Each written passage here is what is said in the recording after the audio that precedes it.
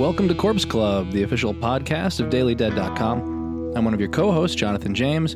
I'm joined today by Derek Anderson, Tamika Jones, and Scott Drebit. We're back with our 2010s retrospective. This episode, we're going to take a look at horror in 2015 and 2016 as well. So as we like to do, we're going to jump in it with something that has nothing to do with horror.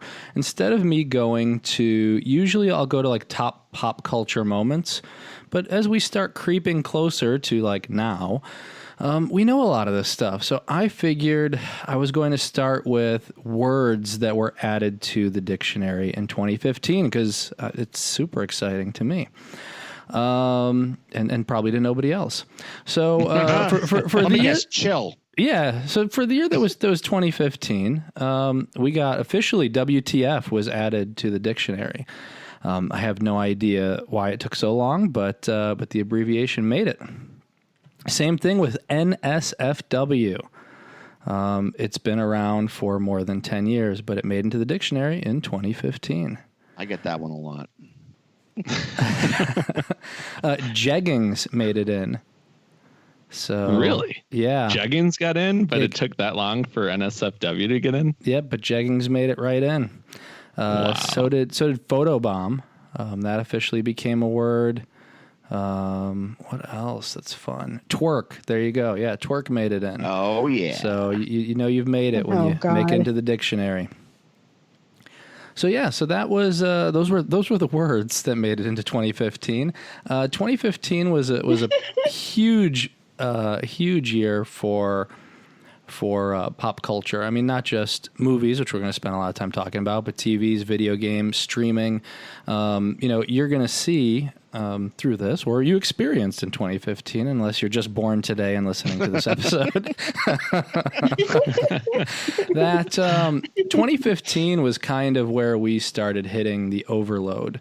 I think, Derek and I talk about this a good bit, but like even with Daily Dead, like not only was it manageable to keep up with all the releases pre-2015, but we actually had a lot of downtime.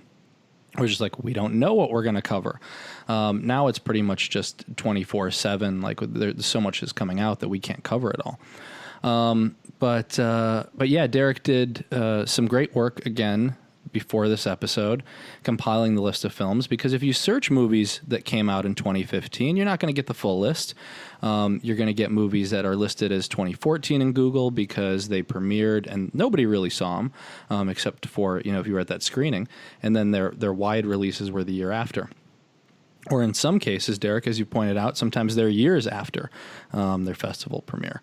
So some of the horror movies, and there's a lot of them. I have pages of them here. You put together a lot.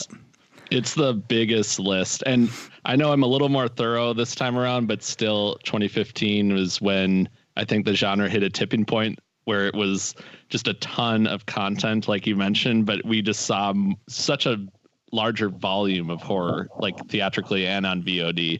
And at this point, too, you're getting more streaming services, too. So it's not just like the internet release that we might see on IMDb. It's like, oh, this came out on VOD because there was a place for it then. Yeah. Now, we have a lot. I mean, just some highlights. I'm going to talk about some through the list. Obviously, we're going to pick and talk about some of our favorites. But Creep, Goodnight Mommy, What We Do in the Shadows, Cooties, Spring, Suburban Gothic, The Visit, Crimson Peak, Insidious Chapter 3, Sinister 2, Tales of Halloween, A Christmas Horror Story, Goosebumps, Harbinger Down, Bloodsucking Bastards, Human Centipede 3, Extinction, I Spit on Your Grave, Vengeance is Mine, Scout's Guide to the Zombie Apocalypse, The Vatican Tapes, and I'm just skipping around. You have more here. There's a lot. It is. Sharknado 3, Oh Hell No. I just wanted to hear you say that, so I had to include it. Yeah. And I took the bait. I did. And Tremors 5, Bloodlines, and The Woman in Black 2, Angel of Death. And there are more. But without further ado, we're going to start with our list. So we're each going to pick and go round robin with our favorite or just memorable horror movies from 2015, and then we'll get into 2016 later. We'll see how long this takes us. We could be here for a while. Thanks for staying with us. So Scott, we'll start with you. What's your first 2015 pick? Well, it is almost the season.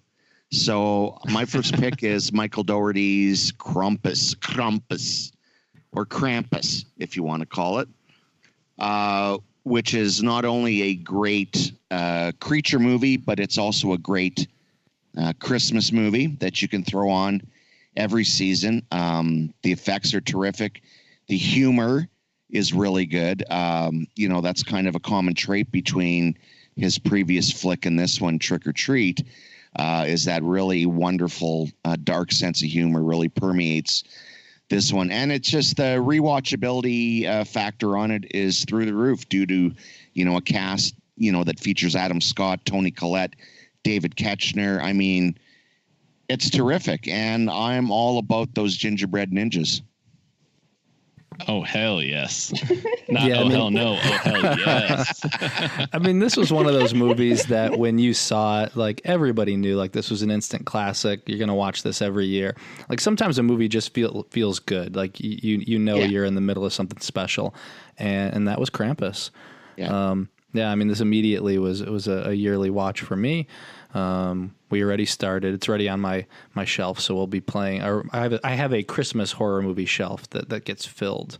When do we? Not November 1st because we didn't start on November 1st. What is it now? Before Thanksgiving. Yeah, but there's a ton, and it keeps growing. It's so cool to see. Like every year, they make variations on Santa slashers and creatures and whatnot. So just because of the amount of volume that we get, every once in a while, one is going to land really well that we can put on that shelf, right? And it's so great to see an ever-growing collection of really good Christmas horror movies. Yeah, and this one deserves to be up on the mantle, hung with the stockings every year. It's the way to workshop of creature effects that make everything seem so real. I think they did so much practically that they mixed in with the CG, and it just feels so magical. It's like a old school meets new school approach that they did. And just the humor, like this movie is like National Lampoon's Christmas Vacation, but with a lot of horror thrown in. Like if Clark Griswold had just run around with a chainsaw like he kind of did in that movie.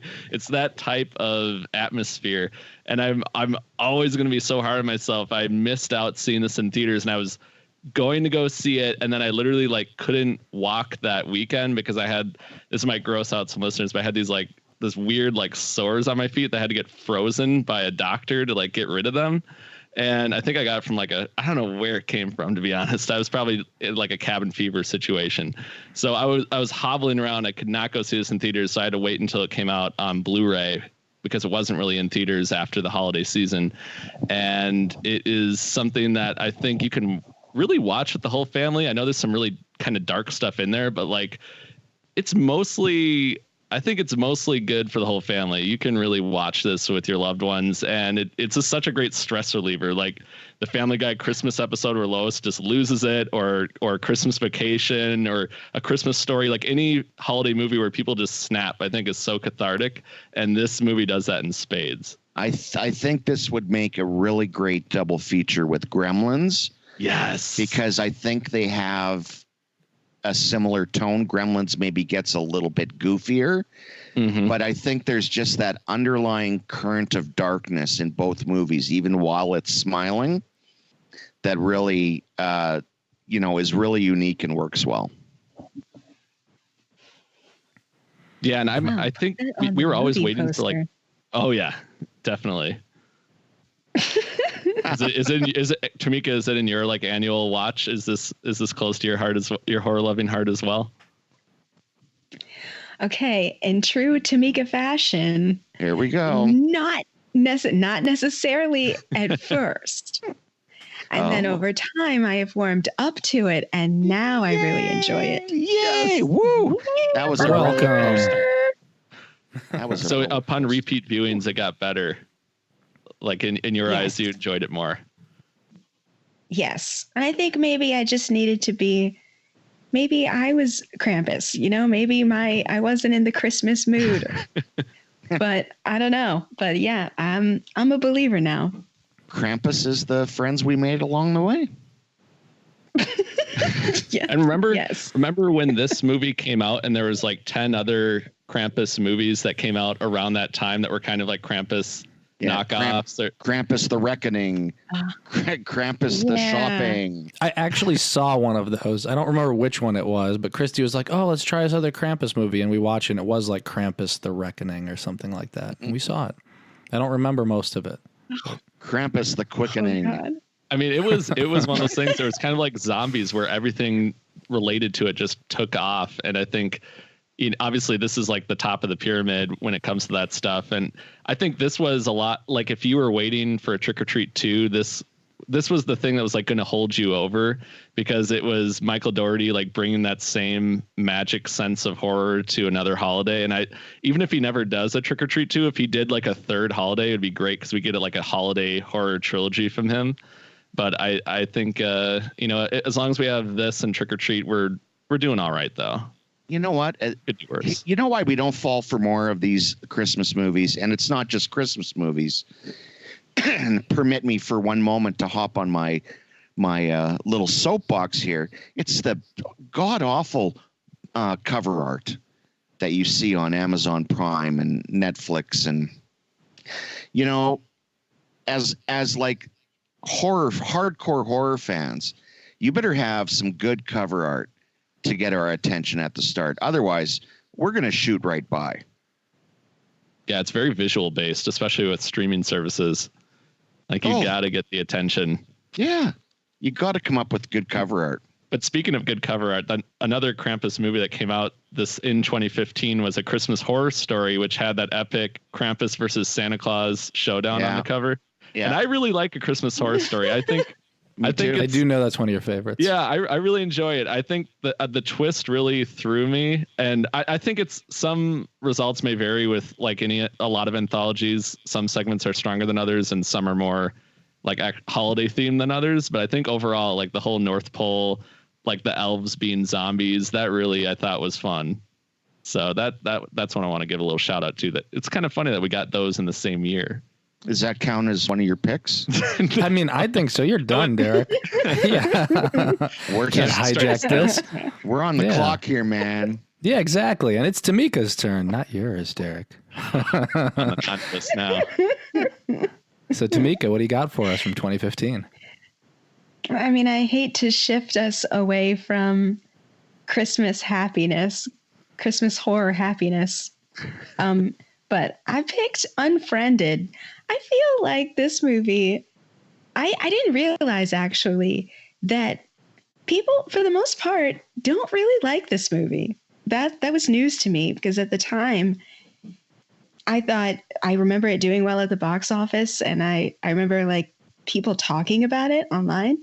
So I guess I just assumed that it had good favor with people, but no, I guess not. It's interesting, but I mean, it certainly spawned what I think was this, like, I guess, what would you call that? Like screen capture, like screen. Yeah. Yeah. Like screensaver found footage. Yeah. Where everything is shot from the perspective of your computer screen. Like that. Yeah. Unfriended. Searching. Yeah, like I think Unfriended started that. Yeah, searching.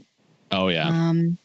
Unfriended dark web, of course. Oh right, yeah. I know there's. Well, it's a small category so far, Cam. but it's growing.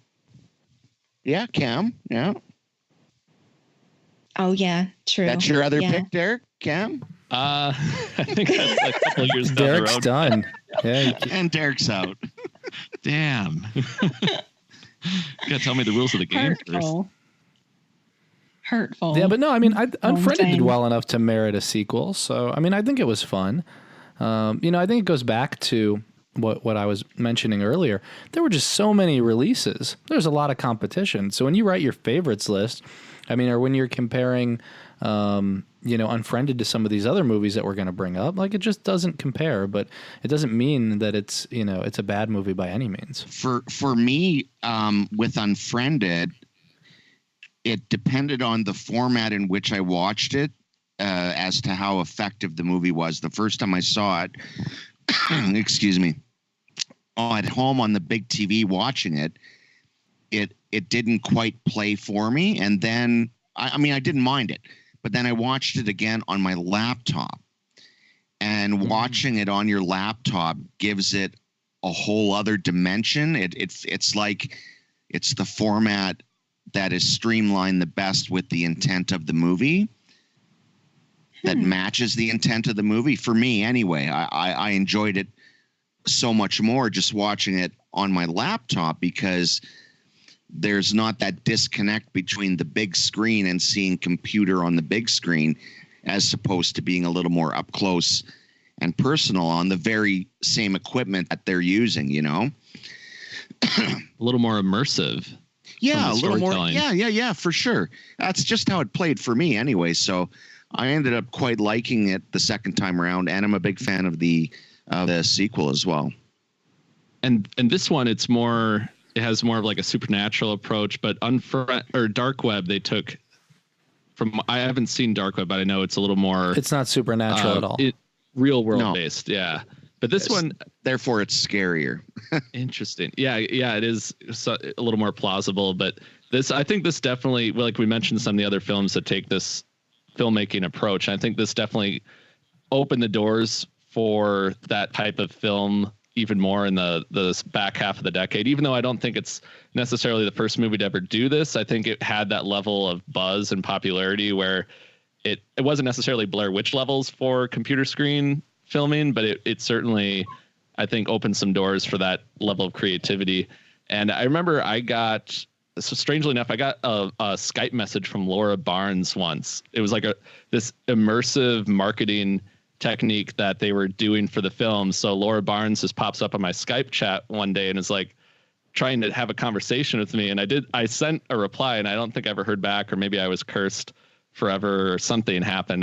The details are murky, but I was like, oh, that's really cool that they're pretending like Laura Barnes is really haunting me from beyond the grave. So that I always think of that when I think of this movie, and the blender scene as well. But I think oh my gosh, it's a credit to the movie, because, you know, if you're looking at this on paper, something like this, I think, has to be done really well to pull it off, because it's not action based, you know.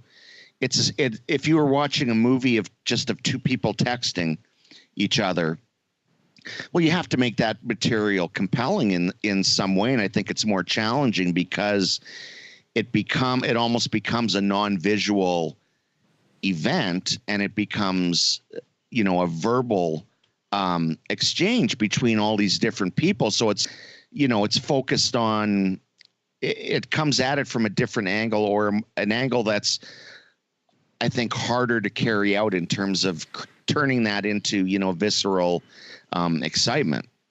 Yeah, I mean, and if I'm not mistaken, they shot this all in one take. In real time. I do remember. Yeah. Wow. Reading that. Yeah. Yeah, which made this even more impressive. Wow. That would be a lot of pressure as an actor to not mess up. I just want to go and watch Unfriended now. Good night. See, Tamika, look at what you did. Yeah, it looks. That's amazing, because, I mean, some of those kills are so memorable, and you can't mess that up. Like, the timing has to be perfect, like the blender scene that Derek mentioned, you know, like you can only really do that. Yeah. Like, well, if it's all one take, you can only really, they only had one shot. Do it properly. The one shot, the one time. Wow. According to our Wikipedia research facility, it looks like they did film at least one full shot, and then some other longer, like 10-minute scenes, but they did actually go through all the way at least once. So that's pretty amazing. Oh my gosh. Wow. That's cool.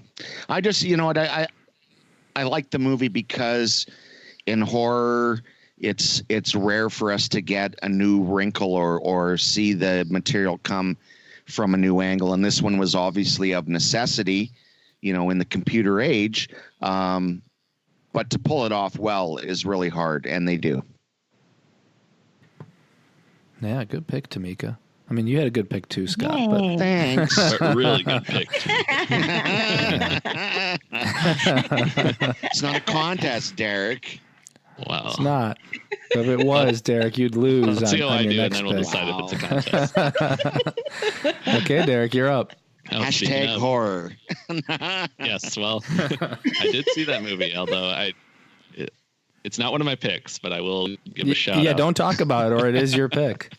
No, I'm going with one of the movies that is predominantly known as a 2014 movie, but did not get theatrical release until 2015, and that is It Follows from David Robert Mitchell. What I think is one of the biggest horror movies of the 2010s, one of the more fun ones to debate. I recently rewatched this within the last year with my brother and sister-in-law, or my sister and brother-in-law, one of the two. And they hadn't seen it before, so it's fun to watch with them. And it really held up for me. Like, it had been I hadn't seen it since the year it came out, and it still held up for me because I was kind of thinking, well, after, X amount of years, is it going to have the same magic, knowing what happens? But it's still just as much fun to watch and to try and figure out what would you do in that situation. I think it's one of the best horror movies from this decade at putting you in the shoes of the characters and making you wonder what you would do and how you would handle it, because there's so much strategy involved with it. And it's a movie that you can really just debate endlessly with people, whether you like it or not.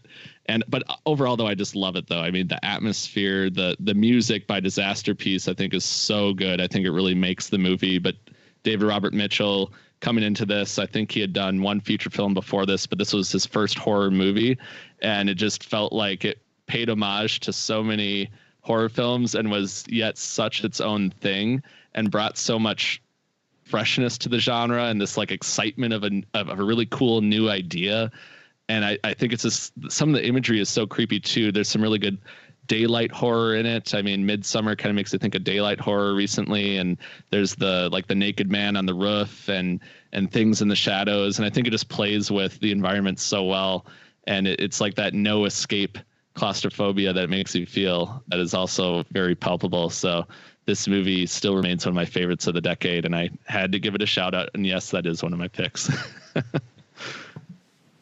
But does it hold the same? This is fun because this is like, I mean, there's always like when you were younger, it was like, well, how would you survive against whether it's, Freddy or Jason or like a zombie apocalypse? But like, there haven't been too many movies, like a Saw, where it was like, well, how would you survive that Saw trap? And I always like when you leave the movie, just kind of like, just kind of chatting with your friends or family about the world, not even necessarily the movie. Like, how would you like get away from this ghost? And in this case, like, I think it's cool just to talk about like, well, what are the rules and like, how would you handle this situation? Like, this thing just keeps, walking after you. I mean, like, I would take a plane for a while. And it was interesting to hear the director say, well, it might just get on a plane and follow you there. So that might not work, but I get on a cruise ship or a boat. Like, I could live my life. I feel like I could escape this thing, but I would be fine because like no one was, having relations with me whatsoever. So there's no way that creature would have been coming anywhere near me. So you just not a chance.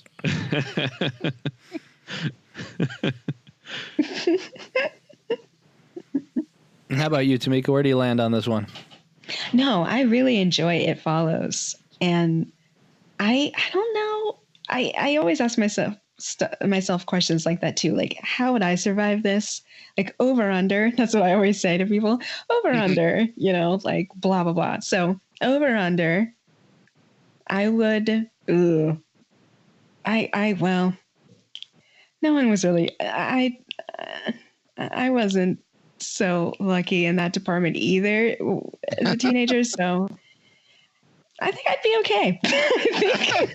I think about a 90, like 80-20, 90-10. I think I'd be okay. Tamika and I are just going to go grab a burger. See, you guys can go get chased around. I wasn't even thinking from that point, though. I was just saying, let's just assume if it had been chasing you around, like, do you think you no could one escape can. it? No. No, see, that's what I say. I'm like, no, I can. I mean, they run away from it for a good bit, and you get some downtime. You can sleep. Like, I'd go on a road trip. I would go back and forth. I mean, I would have days to hang out and just do nothing while it was like trying to like walk across to the West Coast. Like, I'd be fine. Or why couldn't it fly? Couldn't it fly what they there? do. Oh yeah, yeah. I mean, it might. That's true. But we saw in the movie it did take a good bit to catch up sometimes. So I feel like I have time with a buddy system in place.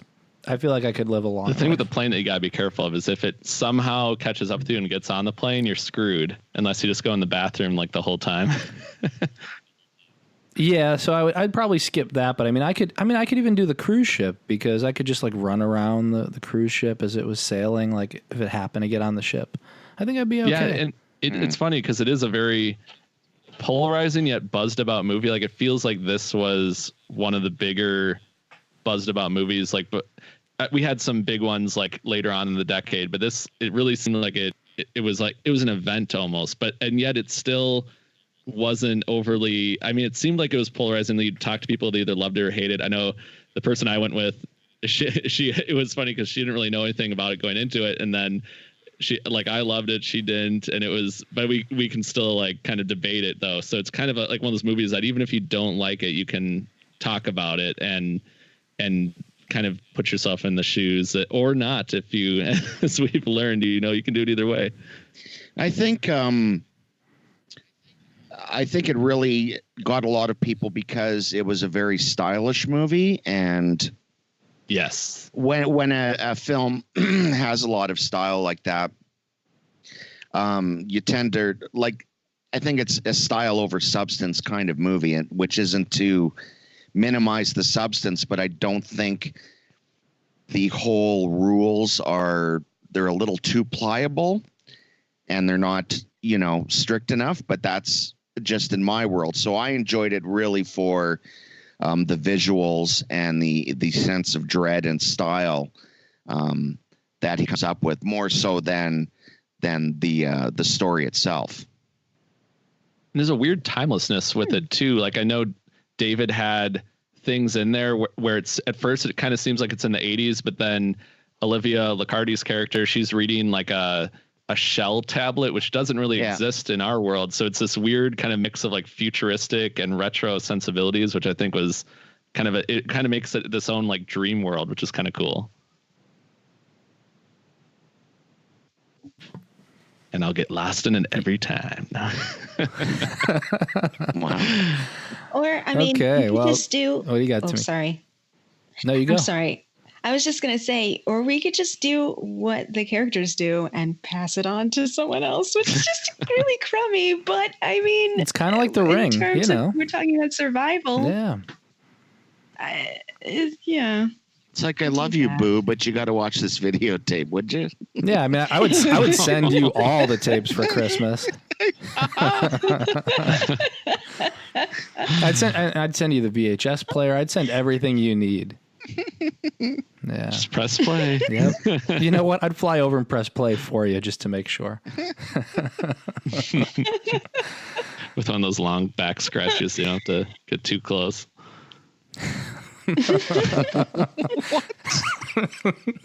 What? Am I the only one that thought of that as a strategy? Like those long back scratches with like a little hand on the end. You just have to press buttons from a long safe distance. No, I thought you wanted a back scratch from me when I visited. I mean, now you're just making me sound crazy, but I mean, we know how you are, but no, I mean, I can give you a back scratch. I mean, I didn't know that you wanted one. I mean, you could have asked any time, but I mean, we'll have other opportunities to meet up. I'll scratch your back. I think I need a pat on the back right now. Back scratcher. Back scratcher.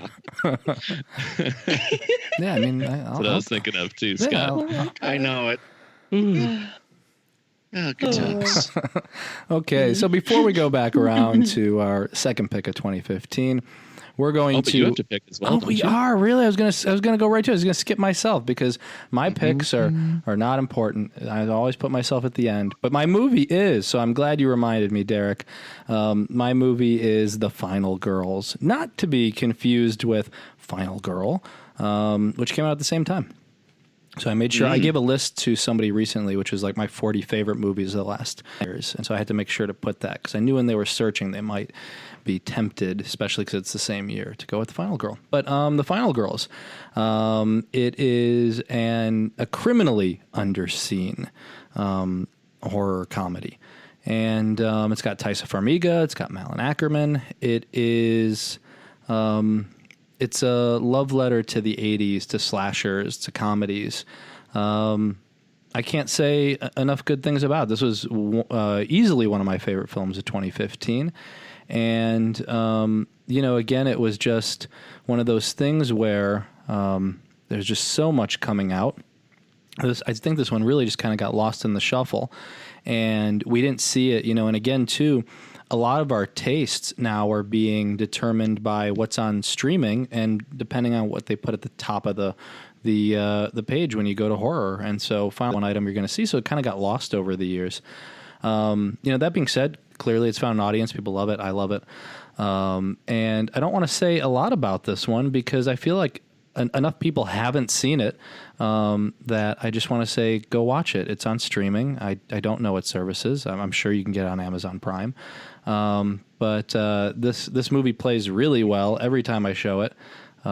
Even people who don't really, love horror movies can get into this. So I think this is also a good gateway horror film. I think it's PG-13. Somebody had brought up recently because there was that discussion about Black Christmas being PG-13. And, and I'm on the side with a lot of people that rating doesn't matter. And I think this is a good example of a movie that, certainly could have gone the more R-rated route, but I think having it PG-13 kind of makes it an easy movie for anyone to kind of get into horror.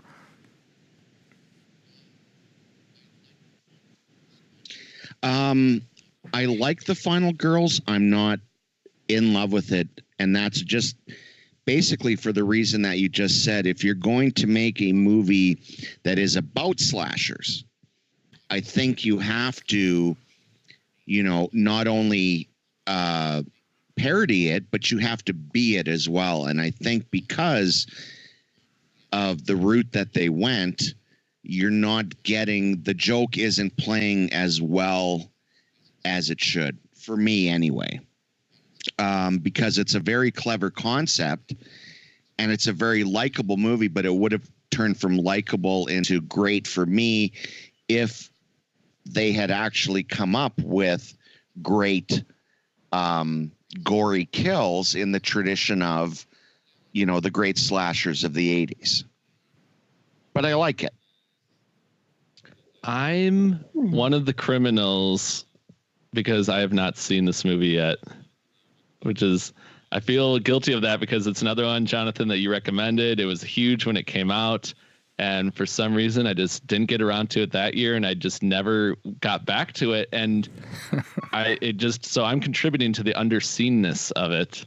And it is weird, though, because you would think that you would hear more about it because it was well received as one of the top 10 horror movies, I think, by a lot of people when it came out in 2015. I remember covering it all the time. I just never actually watched it, which is really ironic to me.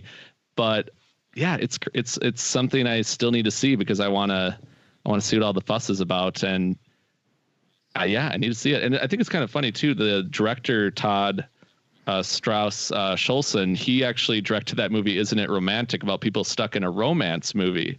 So he's done a horror movie concept and a romance movie concept. What will be next? Yeah, you should definitely I need to get on that. I'll add it to my long list of catch-up films.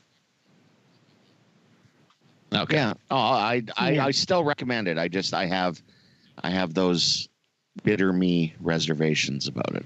So you'd like a rated R director's cut or something?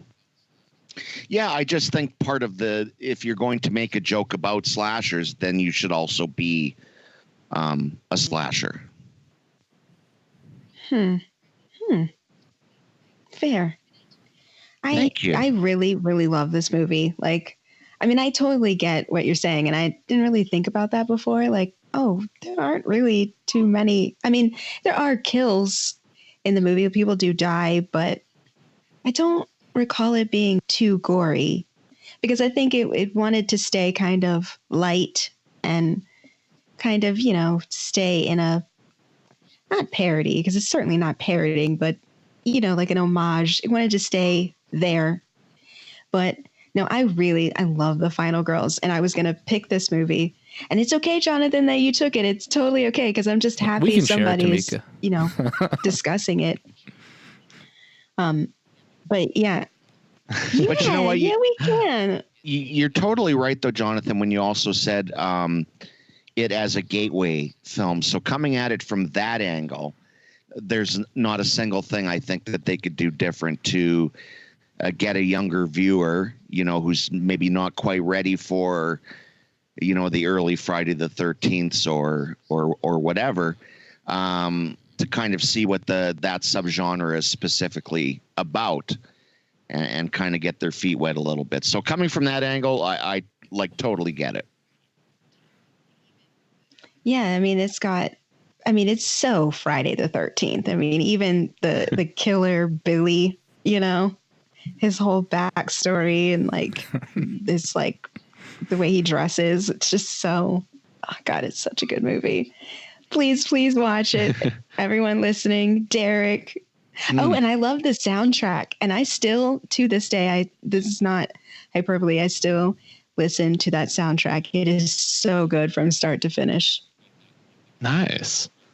Yeah, it makes you wonder if it had gotten a wider theatrical release, or if it had gotten the Cabin in the Woods treatment, if it would have been a bigger hit, if it had a little more, I guess if it was put in front of people a little bit more, when it came out, because I don't think it got that super wide release that maybe it necessitated, and it could have maybe been a little more ingrained in pop culture if it had been, because it feels like this, it has the cast. There's some big names in it, especially from the comedy world. It's kind of surprising it didn't get more love from a distribution level, and maybe it would be kind of a different story if that had been the case. Yeah, I wish they had spent the money to get the original Kim Carnes version of Betty Davis Eyes. Ooh, that is. But that's me just nitpicking. You're ruining it, Scott. You are. No. Oh yeah. It's like the Starlight, the Walmart CDs. The Starlight Singers sing the classics of the 80s. But anyway, I know you're being movie. Serious there, but it Ignore sounded me. so sarcastic. It's good. You'll like it. It's okay, good. we're moving on. Now we're really moving on. We're going to circle back, but first we're going to talk about top music from 2015, because this is a music podcast.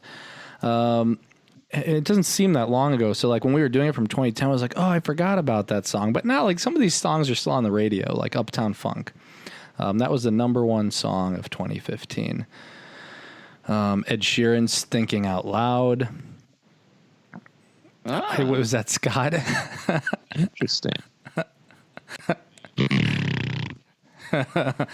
Sugar from Maroon 5. Blank Space from Taylor Swift. That's a raspberry. What else do we got? The Hills from The Weeknd. Take Me to Church. Yeah.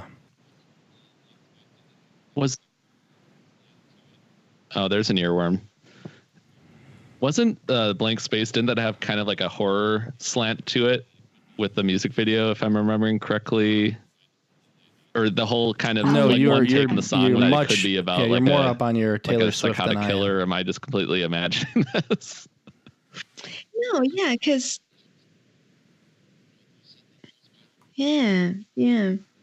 I can't even tell band names anymore. It's a singer. You said The Hills by The Weeknd. Called Is The Weeknd the name of the band, or is The Hills the name of the band? There's no END. Is it Weekend by The Hills, or The Hills by The Weeknd?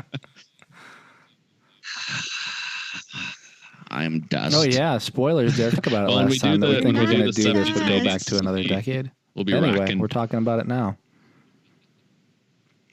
Spoilers. I'm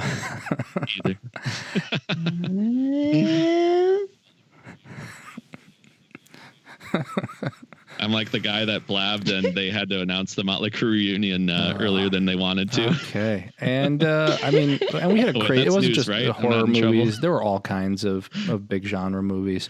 Mad Max Fury Road came out in 2015. One of my year. We had The Martian from Ridley Scott, which made me really sad because then Covenant was after that. It was like The Martian made me hopeful for Covenant. Yeah. We had. Hey, it would have worked. And then we had The Force Awakens. So Star Wars was back in a big way, regardless of whether you loved it, hated it, somewhere in the middle. I mean, it was a massive, massive release. What else we have? The Revenant. Leonardo DiCaprio finally got his Oscar for that. Sicario, Jurassic World, Creed. What else do we got here? Yeah. One of the Mission Impossibles is Rogue Nation. It's actually it's one of the best ones. Actually, I think it is the best one in my opinion. Rogue Nation's the best Mission Impossible. Yeah. Yep. That's a good one. Oh, speaking of Rebecca Ferguson, right? Yeah. I wasn't here for the last episode, so I sure just want to say to the listeners out there that I want Rebecca Ferguson to murder me. Yeah. We also had The Hateful Eight. Yeah, we had something like that. Age of Ultron, Furious 7, Spectre, Ant-Man. Of course, we have to talk about 50 Shades of Grey.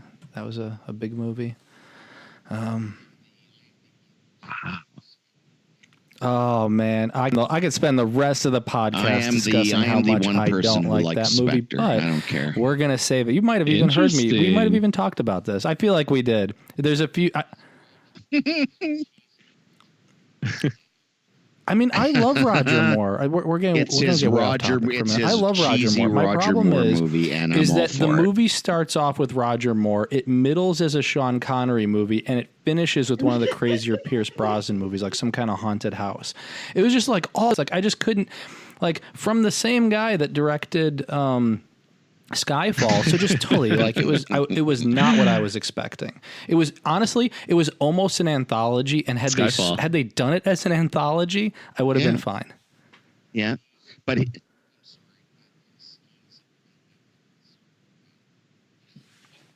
that's a great idea. I'm sorry, but he skis a plane down a hill, so we're done. It's a Bond sampler platter. That is a little more Brosnan, actually. Maybe it's all Brosnan. And Moore is one of my favorite Bonds. Sometimes he is my favorite Bond, but yeah. No, it's a Moore. I haven't watched Spectre since theaters. So I was not a happy person. So I will see it again before No Time to Die. But we will save our James Bond podcast for a bonus episode. I don't know. Now I want to talk about it. Okay, but we're back at the 2015s. We got to come back, right? We do. We can't break the rules and just talk Bond. No. I'm done with the movies I'm looking at. We're back on track. Scott, get us out of Bond. And what's your second pick?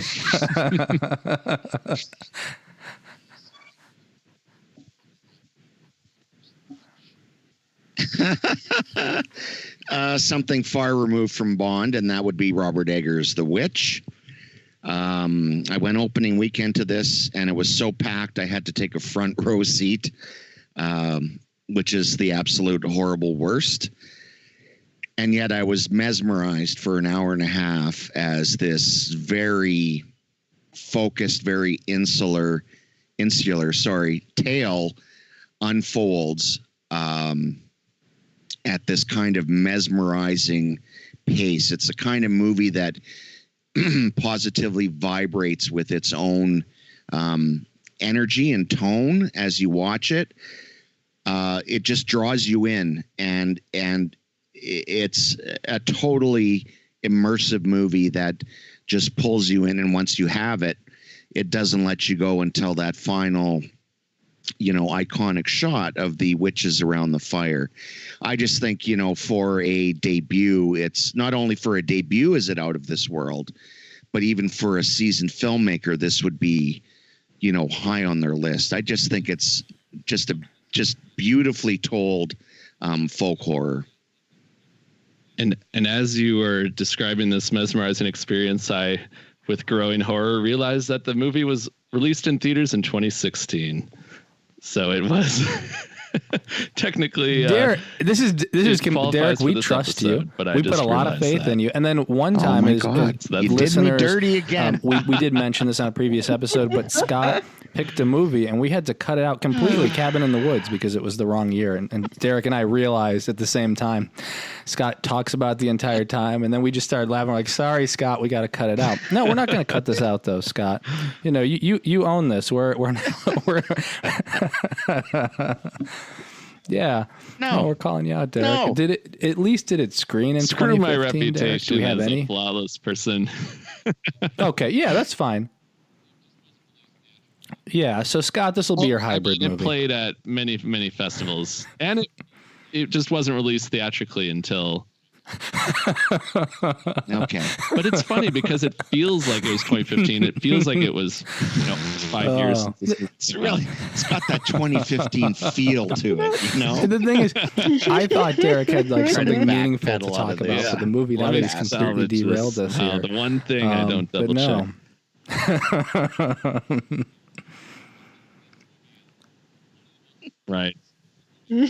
But I do have some meaningful thoughts, though. I think this movie is one of the most important horror movies of the 2010s because I feel like it opened the floodgates for A24, who had been around, but I think this movie brought them into the mainstream like nothing else that they had done yet. And it really allowed them to take chances on a bunch of other movies in the wake of The Witch. Like, it just seemed like it blew up. Like, it really, like, predating Hereditary or Midsummer or, The Night Comes for Us or all these different things. It just really felt like this movie went viral in ways that A24 hadn't done to that extent yet, or really like independent horror distributors like at this level in that decade, like Black Phillip, the goat becoming such a fixture. Like, it felt like people that maybe normally wouldn't have even known this movie existed not only knew about it, but went and saw it in theaters. And I think a lot of them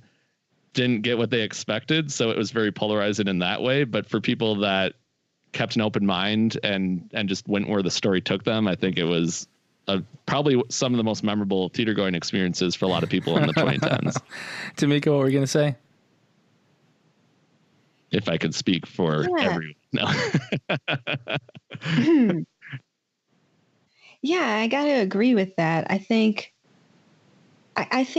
that for a long time, horror movies relied, well, not every horror movie, but a lot of the mainstream stuff relied on jump scares. And I think it kind of trained people to expect that kind of stuff and to expect that from horror. Like, that's what horror is. It's, things that startle you and make you jump out of your seat. And I think that The Witch and movies like that, like It Comes at Night and stuff like that, Hereditary, it tried to change that. I mean, obviously, I don't think that was intentional, but I think that it definitely tried to, those films definitely helped shift the thinking, like that thinking that's because it's quieter or slower or there's nothing that jumps out at you.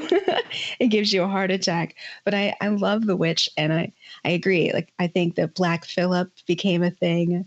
People started memeing that. And I remember what's the dost thou want to live deliciously or something like that, I think is the line. I remember seeing that like pop up on shirts and stuff. And I thought, oh God, yes. Oh my God. Like, it made people like want to speak in Old English again. It's so interesting. No, don't do it. It's don't very, do very it. It's so, interesting, but I love even the that director movie. said it's not that. The Witch. Yeah, this was just a font choice, right? It was just a marketing choice because back in the day there was no W, it was a double V.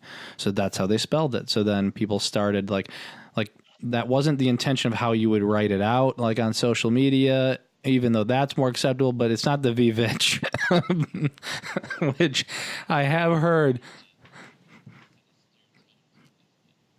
It's something. Come on, Derek. This one's funny because Sinister tone I to told it, you and doesn't it? Tamika about this, but I didn't tell Scott. So Christy doesn't really care for this movie that much. She doesn't like slower horror movies. She wants a lot of action. So she didn't enjoy this one. Like a lot of people, like you were saying, it was polarizing. And then recently, like she got super excited for The Lighthouse. And I'm like, what is like awesome. Okay. Because I want to go see The Lighthouse. So like, I'm like, okay, well, and I kept mentioning it. And she's like, oh, well, you know, I after I work out, like we could go see a later showing. I'm like, well, it's like 45 minutes away. I'm like, it's at like 9 o'clock or 10 o'clock. And she's like, sure, let's do it. And she, you know, she's an early sleeper. So I'm like, okay, like she must really want to see this. I'm like, but why? And we're driving, and she tells me because there was a story she had heard about, a real life story about people at a lighthouse, and they mysteriously disappeared. So she was excited about that. We're sitting in the theater, and then I said, you know, I just can't believe you're here. I said, you know it's in black and white. And she said, yeah. I said, and you know, and I said, okay, so you know about this, you know who's in it? And I'm like, and I can't believe, especially because you didn't like The Witch, because it's the same director. And then her whole face drops. And she looks at me, and the lights go down in the theater, the previews start playing, and she knows that she has just made the biggest mistake, at least of the month. But no, it was great. I mean, I love The Lighthouse as well. But anyway, I had to share that story.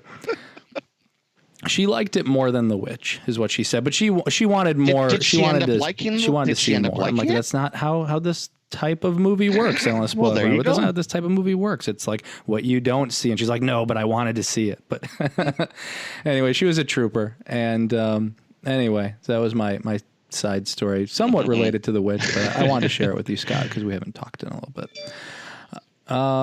And we do have to talk The Lighthouse soon when we start talking about some of our favorites of awesome. 2019. But back to the topic. I'll take us off topic this whole evening. Back to the topic at hand. Tamika, what's your next pick?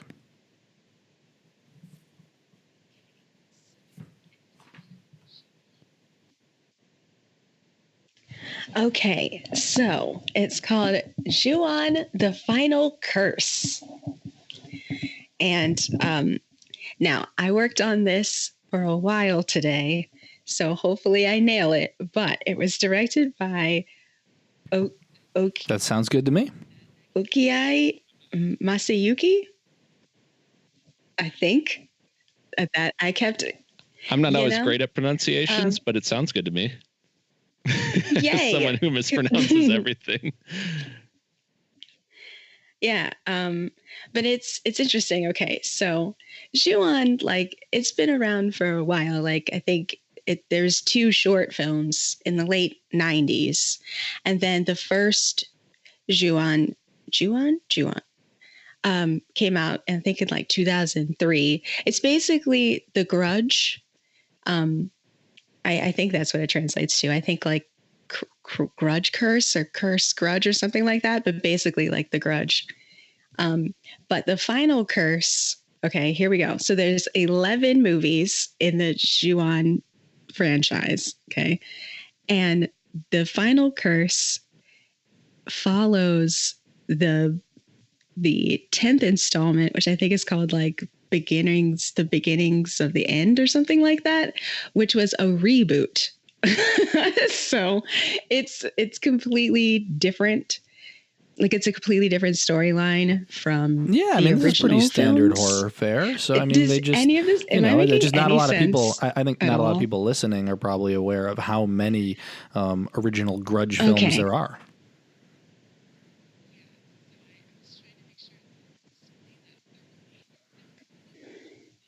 Yeah. So I was trying to make sure that I explain that thoroughly. There are a lot of these movies, but the final curse doesn't have any connection to the first couple of movies. It's a sequel to basically the reboot, which came out in 2014. Yes. Interesting. So it's a good jumping in point if you're not as familiar with the previous films. Yeah, basically, because you really only have the reboot and then this one to watch. Nice. But I really do enjoy the original films. So if you want to give them a shot, I would recommend the first 2. But if you're not familiar with The Grudge, there's a Oh gosh. Okay. Please forgive me if I somehow fumbled this, but I don't mean to. Okay. So it's set in Japan, and it follows this new family that moves into this house that has curse of this dead little boy in the house, and a lot of really awful things befall everyone. And it's kind of cut up into 8 different parts, like 8 different vignettes, which I think is nice. So if you kind of like little small sort of contained stories, then you get that here in the film. If that's, like if you like anthologies, because I feel like that's kind of popular right now, then this movie is perfect for that. Nice. It's really good. I think people would enjoy it. There are some really good scares in it. The performances are lovely. And yeah, you don't have to watch the first 9 movies. You can just start with, I think it's called Beginning of the End, and then the final curse. I think that's why a lot of people are, a little bit leery of diving into Asian horror, because there is such a volume of it, and it can be confusing as box them together, whether digitally or physically, point. In a way that's kind of easy to get into either. Mm-hmm. It's not like when you can just buy the Universal Monsters box set or just buy the Freddy box. But yeah, this was another interesting pick. Right. I really like the Ju-on series. I think what I like best about the series and about Japanese horror is that you kind of have that, like, American horror and English horror tend to have a lot of those, like, almost like that just desserts, like the people that get killed kind of deserve it. But what you'll notice in a lot of Japanese horror, I notice it in manga as well from like Junji Ito, is that, there is this ghost or spirit, and it doesn't care if you're a bad person.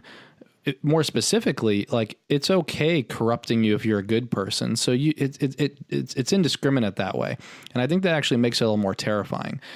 Because in like with Friday the 13th, it's like, well, like if I don't go to camp, or like if I'm a good person, like I might survive.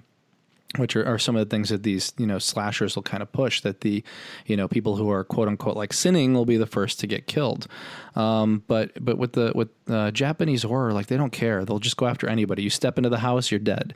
And I really like that about this series. So yeah, and I have not seen all 11 of them. So that's definitely a gap I'd love to fix.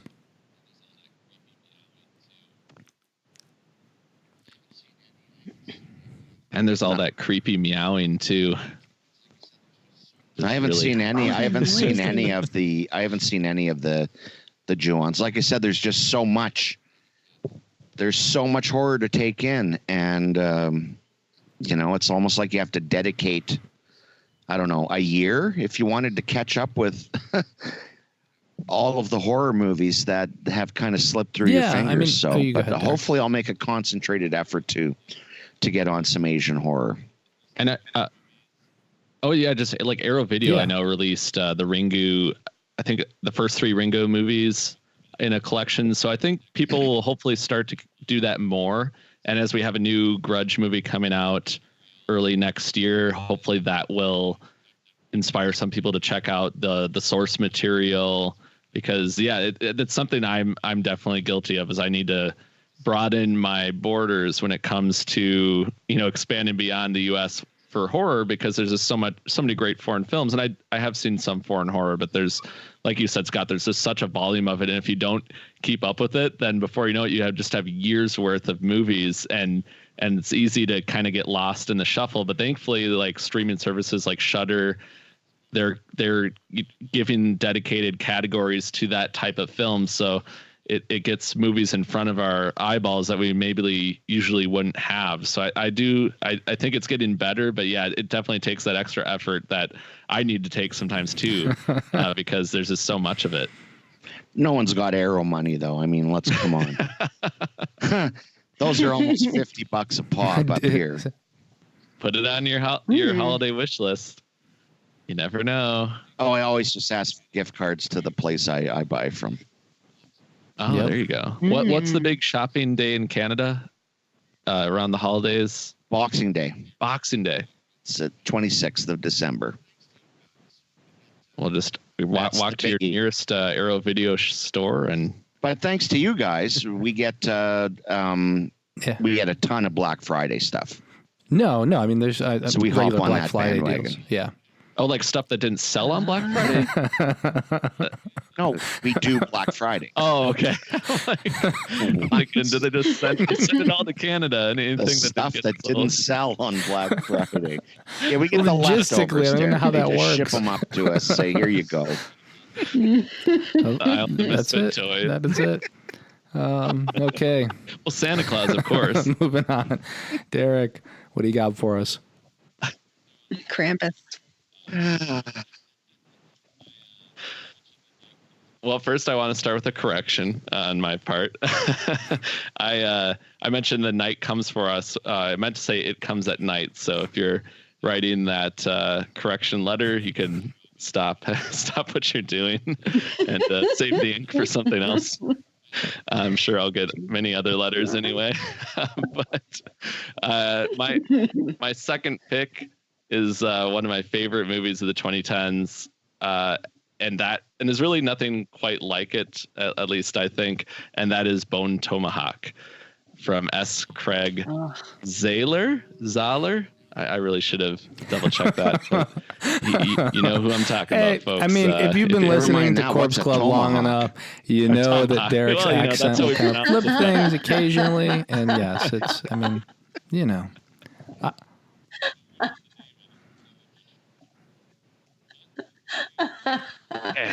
was so worried about the name, I just completely butchered the time. But for a movie where some really disturbing stuff happens, butchered is the right word.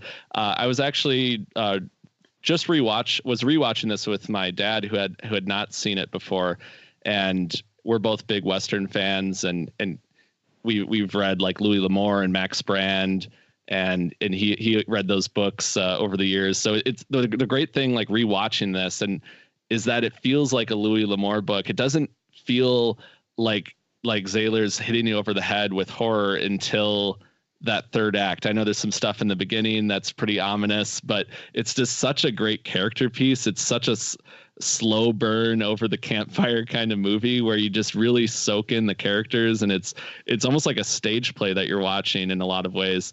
And it just feels like the whole thing just feels so authentic to that time period, in the mannerisms, the way they talk, the humor, some of the controversial topics with like Bruder's character and some of their backstories. There's a lot of complexities there. Not everyone's quite innocent. I mean, there's some characters do things that are questionable, and it's a very multifaceted performance from a lot of these actors. But I just think that quartet of Kurt Russell, Patrick Wilson, Matthew Fox, and Richard Jenkins is just so much fun to watch. I could just watch those four guys go on a road trip or just go on horseback across the country. Like their interactions are so like funny and just great to watch. And then that final act, which I think has one of the most disturbing scenes of the 2010s that I've seen. I haven't seen every movie in the 2010s, but from what I've seen, it's one of the most disturbing moments. And that is, it really takes that turn, and it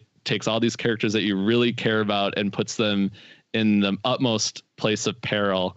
And I love how it builds to that climax. It's funny, we're rewatching it, but at the time we had to actually stop watching at the hour-and-a-half mark. So things are about to get really grisly from when we go back and rewatch the final 30 minutes. But yeah, I just love it. And I think Richard Jenkins in particular just is so funny in that movie, and is so fun to like watch him interact with Matthew Fox and Kurt Russell and Patrick Wilson, who has been arguably one of the most prolific horror actors of the 2010s, just turns in another phenomenal performance. So yeah, I just love it across the board, but I know it is a bit polarizing. So I'm curious to know what y'all think of it. Polarizing, as in, like, how so? Well, I've just heard some people, just kind of the pacing of it is, I think, was a turnoff for some people, or maybe just not enough horror. It seemed like, and I might have just like seen, maybe it wasn't quite as polarizing as I remember it being, and maybe it is more loved. I'm not 100% sure. No, there are people who found it to be slow and kind of uneventful and talky. Well, it's a talking movie. It's a talking picture. It's a different paced movie than what we usually get, right? So automatically it stands out. But then the big test is, are what they saying worth anything for you to listen to? And the answer is with Zahler is yes. He writes really strong dialogue and really solid characters. And even if, for instance, you didn't get that big what the F moment later in the movie, it would still be a fascinating, character piece. Yeah. No, I agree. Yeah. I think it's a great movie. I haven't seen it since I saw it the first time. Similarly, though, I did see it with my father. He loves Westerns. I haven't seen enough Westerns. I love Westerns. I feel like I have a lot of gaps I got to cover, but Clint Eastwood, and I'm trying to think of what I've seen recently, and Tombstone and some of the spaghetti Westerns, but I feel like I haven't seen enough to really appreciate it. But no, I love this one.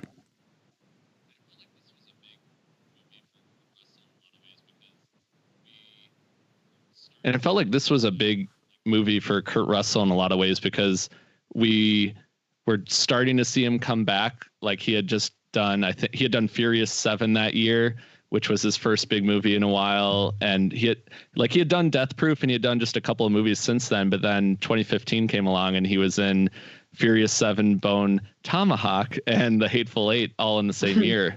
So it's and he's been pretty steadily busy ever since. So it feels like this was a good showcase for him as an actor to kind of get back in the spotlight. And I think he did it because he loved it so much. Kurt Russell doesn't come back, okay? Kurt Russell beams down from the heavens. We're going to edit this piece out, Derek, just like so that you can't ever say this live. All right.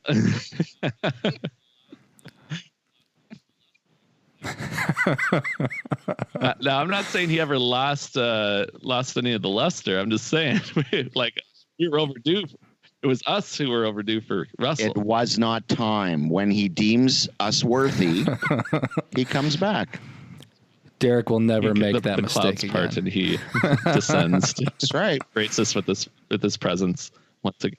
That is the line. I mean, you guys put up with a lot, but I see where the line is. Fair enough. But yeah, Zahler is, I think he's one of the, and this was his first movie too. Like he was a novelist. He had written Westerns before this. So but this was his first film. Like he doesn't even have any credited short films as a director.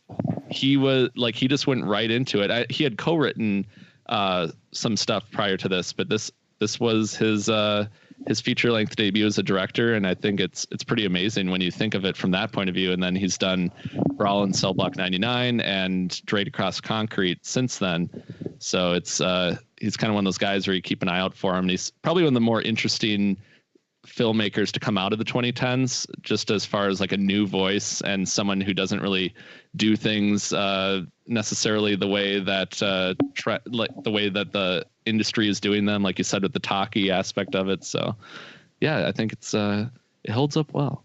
Well, I think what's really interesting about this year in particular is a lot of our picks are new voices on the scene.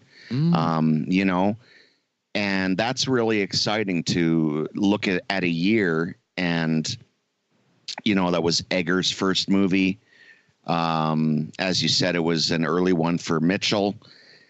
It's just exciting that to be able to be there to watch the rise of new, which is a great exciting segue talent. Into It's a big 2015 pick, which is We Are Still Here from Ted Geoghegan.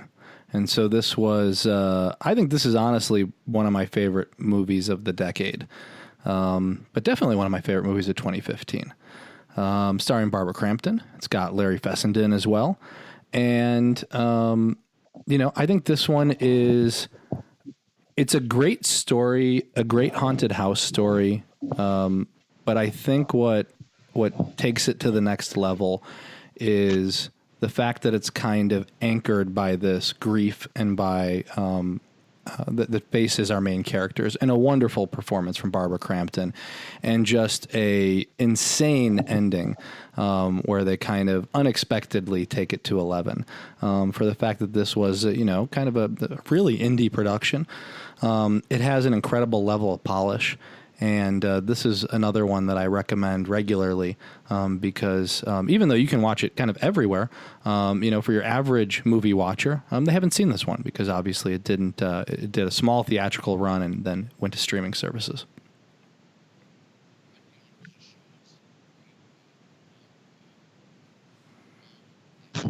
But it really shows, right, the power of word of mouth and good advertising for a movie as small as this to make as a big of a wave as it did in the horror community. Of course, the bottom line is, is it good? And as a matter of fact, it's terrific. It's Gagan's love letter to Lucio Fulci, and specifically House by the Cemetery. And it's just a tribute to Italian horror overall, filtered through this prism of dealing with grief and the past. And it's just so tightly made, and it's so atmospheric. And like you said, Jonathan, that ending is banana pants. So good, where it brings in, some elements of the fog into it as well. And it's just a terrific movie. And like you said, Crampton is off the charts. Yeah, this is one that you recommended, Jonathan, that I actually watched. So it took me a couple of years, but I did finally watch this movie, and it did not disappoint. It like you guys, everything that you guys said, I completely agree with. I think it makes you think it's one thing and then turns it into something else while not sacrificing everything that came before it, if that makes any sense. And I just love it to death. No pun intended. It captures like that small town horror aspect too. And I love seeing a good winter horror movie. I feel like we don't see enough of those these days. I think this it's reminiscent of The Shining in some ways, where the snow is piling up outside and just has that isolation factor to it. But it's very contained in a way too. That's very charming. So I think it's really fun and cathartic and very emotional. It's really got everything. It really hits the nail on the head in so many ways, and covers so much emotional ground. And like I said, Barbara Crampton knocks it out of the park. This is, I'm not going to say a comeback because, like Kurt Russell, Barbara Crampton doesn't make a comeback. She comes back when we deserve it.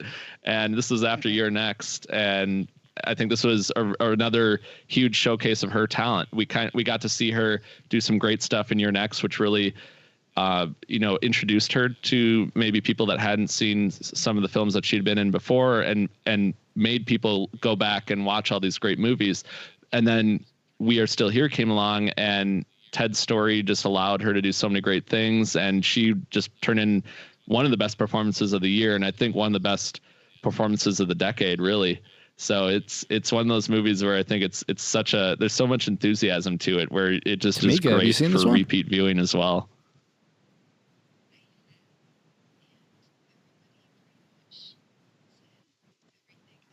I have, and everybody pretty much said everything that I would have said about this movie. So I feel like I don't want to like walk all over the same points again, but this really is a beautifully shot film. And I don't know how it's a small, I don't know how he makes such wide open space seem so claustrophobic. I don't know if it's maybe the weather, because it's just so cold and overbearing and snowy outside, and maybe just that adds to the atmosphere, but it's just such a beautiful movie. And I can't believe this movie came out 4 years ago. Wow. I think I'm saying that about all of these movies that we're talking about. It's just hitting me like, oh my God, this movie came out 4 years ago. But yeah, I mean, and Barbara Crampton, I mean, what can you say? She is a whole legend and she's just lovely. But you here. also had plenty to say. So, that happens with yeah, me quite often, though. Ditto, Especially if I'm not hosting the on all episode. fronts. Then it's I just listen to everybody else, and then I'm like, they're saying everything that I was gonna say, and it's like, and it's your turn, Jonathan. I'm like, yeah, what they said, but they said it better. But in your case, you had plenty to say, so you didn't say that. You don't even need to ditto because you had plenty of that. So okay. So we are done with 2015. Oh, okay. But we are not done with this episode. So we're moving on to 2016. Not by a long shot. Yeah, flip to side B. To pause it and go on Flip a to bathroom side break. B. Not my co-host. I'm talking to you, Corpse Club listeners. As we continue our trip into the 2010s with 2016. It was so long ago.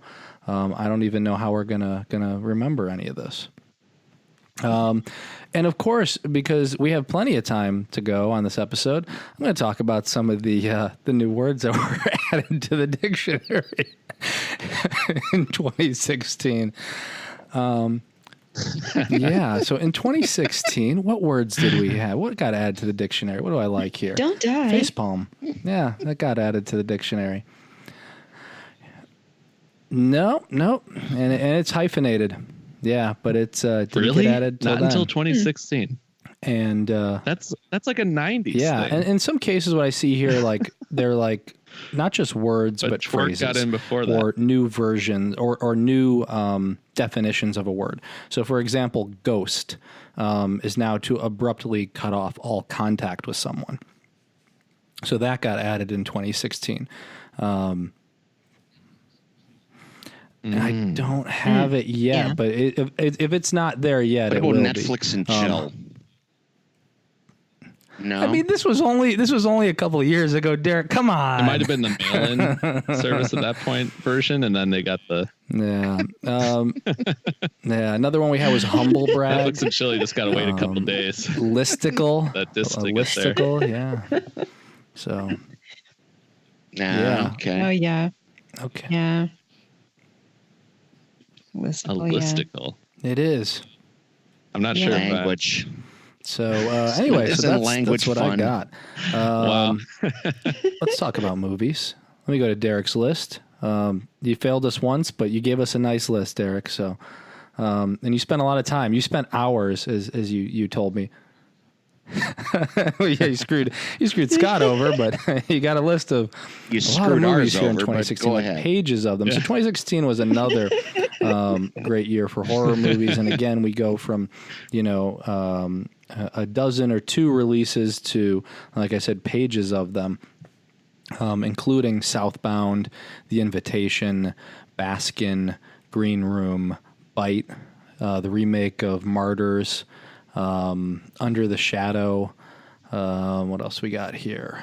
10 Cloverfield Lane, Eyes of My Mother, The Shallows, The Purge Election Year, Blair Witch, Neon Demon, Carnage Park, Incarnate, 31, Pride and Prejudice and Zombies, Beyond the Gates, Cabin Fever's remake, The Blackout Experiments, Fender Bender. Yeah, there's a lot of horror in 2016, and of course we're going to be talking about some of our favorites. So let's mix things up a little bit. And Tamika, we'll have you start this year. What is your first pick for one of your favorite movies of 2016?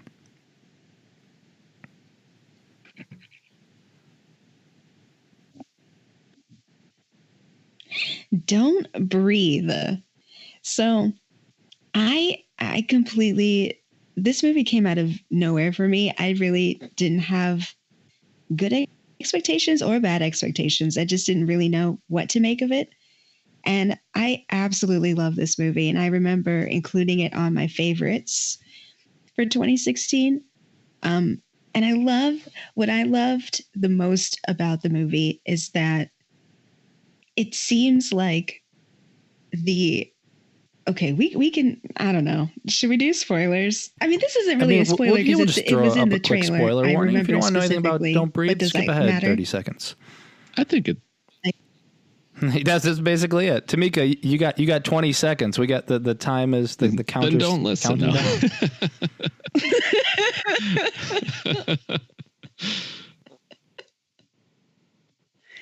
Okay. So what I really enjoyed about the movie, one of the things, is that you think that the guy, these kids break into this man's home and he's blind. And you think that,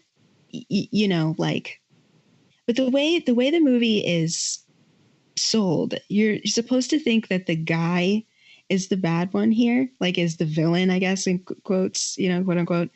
But really, it's the kids because the guy is blind, and he's going through like all of these, he's terrified because they broke into his house just to take money from him. And then there's this twist that there are no good actors here at all. Both sides are. Yeah, I was about to jump in and be like, actually, no. One side is way more cringe worse. now that I remember the end of this. The more you learn. The more, yes. What, turkey baster? Yeah. Oh. Yeah. That hit me just now. I'm like, no. He's a monster. And I just love that. I love how you're just constantly teetering back and forth on like, who am I supposed to be rooting for here? Because they're both kind of awful. And then you're like, oh no. And yeah, it's thrilling. It's horrifying. It's kind of sad. It just took me on a roller coaster of emotions, if I'm honest. Yeah, it's a really sharply directed film, which wasn't surprising with Fede Alvarez because the Evil Dead remake was so tightly made. Stephen Lang is just so great in this movie, and he really, as is Levy and the other guys that are with her, but just the way it plays out, and even though the subject matter of what he has going on in that basement is of course extremely icky, it really plays out more as a suspense tale, and this proves that Alvarez is great at that. And Tamika, I'll say this to you: over or under on whether Fede Alvarez is going to direct the Texas Chainsaw reboot that he's producing? Over under. Well, since I'm a betting man, betting woman, I'm going to say 70-30. I feel good about it. Yeah. I do. I think so too. Yeah. I would love to see him do it. I'm going to... Like if they're going to do we it, had the recent news that they had hired a writer for it. I'm wondering if I might flip and say 30-70 on my side. I feel because he has a writing partner, and he's not writing it. So I feel like if he's not writing it, he's not co-writing it, he's not going to direct it. But maybe he's going to see how the script goes. So I'm less hopeful, but I would take it. I love Evil Dead. Yeah. No, I oh God, he would kill it. I'm pessimistic here, but I'm hoping I'm wrong. As much as it could be I mean, killed. I think it's interesting that you go ahead, Derek. But it's a good point though, because he does a lot with Rodo Sayaguez, and the fact that he's not involved on a writing level, which he usually is on their projects, does kind of make you wonder. But maybe he would come in at a later time too and kind of work on it, which you never know. I think every Texas Chainsaw movie, I think that should be the subtitle of the movie. Do your thing, cuz. And even if it doesn't fit. Yeah. Yeah. Yeah. Do you think, cuz? There we Moving go. forward, it's but the real ever question since is, the would first, it's Chainsaw been be two. two It's been one for word, the new sorry. movie? Yeah. But if they're gonna do it, based on the first one, would they keep it, or would they take the out? It just makes you wonder, how will they present it, or just call it Texas. Oh 9? Yeah, Just call it Texas. simplified. Yeah. But Fetty's. Speaking of Fetty, he's like one of the. I think he left such an impression on the 2010s, because here comes this guy kind of out of nowhere after doing the short film Panic Attack, which put him on the map, which got him the new Evil Dead gig. And then that leads to, this partnership with Sam Raimi and Ghost House Pictures. And he does Don't Breathe. And he does both of those movies with Jane Levy, who, by the way, has to be considered for some of the best performances of the 2010s, just for what she's put through in both Evil Dead and Don't Breathe. Two of the most physical, like, harrowing performances, just based on what her characters go through. But yeah, this was so much fun. And I remember seeing John. I was actually with Jonathan and Christy at a advanced screen of Don't Breathe at Comic-Con, and Fetty was there for a Q&A afterwards. So that was really cool. I'll kind of like Blair Witch, which I also saw at Comic-Con early. That was it's kind of a special movie in that way, and I like this one even more. I think it holds up really well, and yeah, it's definitely one of the more original kind of twisted concepts of the 2010s. And I'll be curious if they do a sequel, because I know they've been teasing that for a while. It sounds like they have the story for the sequel that they want to do. So I'll be curious if I don't know if we'll necessarily get another Don't Breathe movie. Maybe that depends on whether or not Fetty does Texas Chainsaw Massacre, but he's definitely kind of come out of the decade as one of the voices in horror. So that's really cool to see. Don't Breathe, but I'm good without the sequel. Yeah, I'm good without it. So yeah, let's still not breathing. Hope you took a deep breath, because we're back. Yeah. So Derek, why don't you take us to your favorite or one of your favorites for 2016? Oh.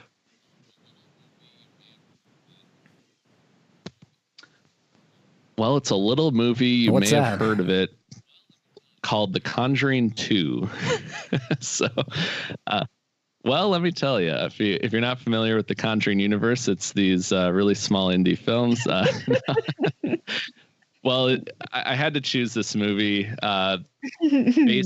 based more on its impact on the genre as a whole, because I think when you look at this film and what the way it's influenced a lot of movies that have come after it, and the way it's really established the Conjuring cinematic universe, it's pretty unignorable. I rewatched the first two Conjuring movies, and I'm watching like all of the Conjuring universe movies in chronological order with my sister and brother-in-law. And so we watched this, and then we watched like Annabelle. So it's been really interesting to rewatch these after not really seeing them since their theatrical releases. And I think I like the first Conjuring more than the Conjuring 2, which I did not really expect, but I feel like The Conjuring 2 to me is not necessarily a perfect movie. Like, I feel like it actually has a lot going on, maybe a little too much, but I actually think that it works for the franchise as a whole, because it helped establish the Nun, and it helped establish the Crooked Man, who may or may not get a feature film. And it really established the Ed and Lorraine Warren as these iconic fixtures in horror cinema. And it really, because we got to see so much more from like Vera Farmiga and Patrick Wilson as those characters. And we had the great Elvis scene of Patrick singing with the guitar. I feel like while we got to know them in The Conjuring, like The Conjuring 2 is their movie. I feel like there's so much going on villain wise, and most of it does work. I think it is a great movie. But I feel like it's almost a little less focused than the first Conjuring. But again, I love the movie. I think it's one of the most important films to come out from the decade, just from its success standpoint. and nothing, like, once this movie took off, it really, like, nothing was going to be the same as far as that franchise goes, because The Nun, like, really pushed that franchise in a certain direction. And I think it just further established that James Wan was a horror genius, and that he could create franchises with with the wave of his magic wand. And it holds up. It holds up nicely. I actually prefer to the first one. I like the story better. I like the change of pace with the scenery. I like the villains better. And I think it really deepens the relationship between the Warrens to the point that you realize that this series isn't about a ghost or a goblin or someone returning from the dead. It's about the two of them, and it really kind of solidifies their relationship on screen, where you really start to care about the two of them and what they go through, I think. So I actually like it better than the first one, and I like the first one quite a bit. So high praise. Yeah, sure. I think it's definitely got really creepy. It's probably creepier in a lot of ways, like just the Crooked Man stuff and the whole house. And I think this is probably a more popular real life case that this is based on, as opposed to the first one. So I think it has a lot going for it from that point of view. But yeah, I agree with a lot of that, and I think it does establish these characters a lot more.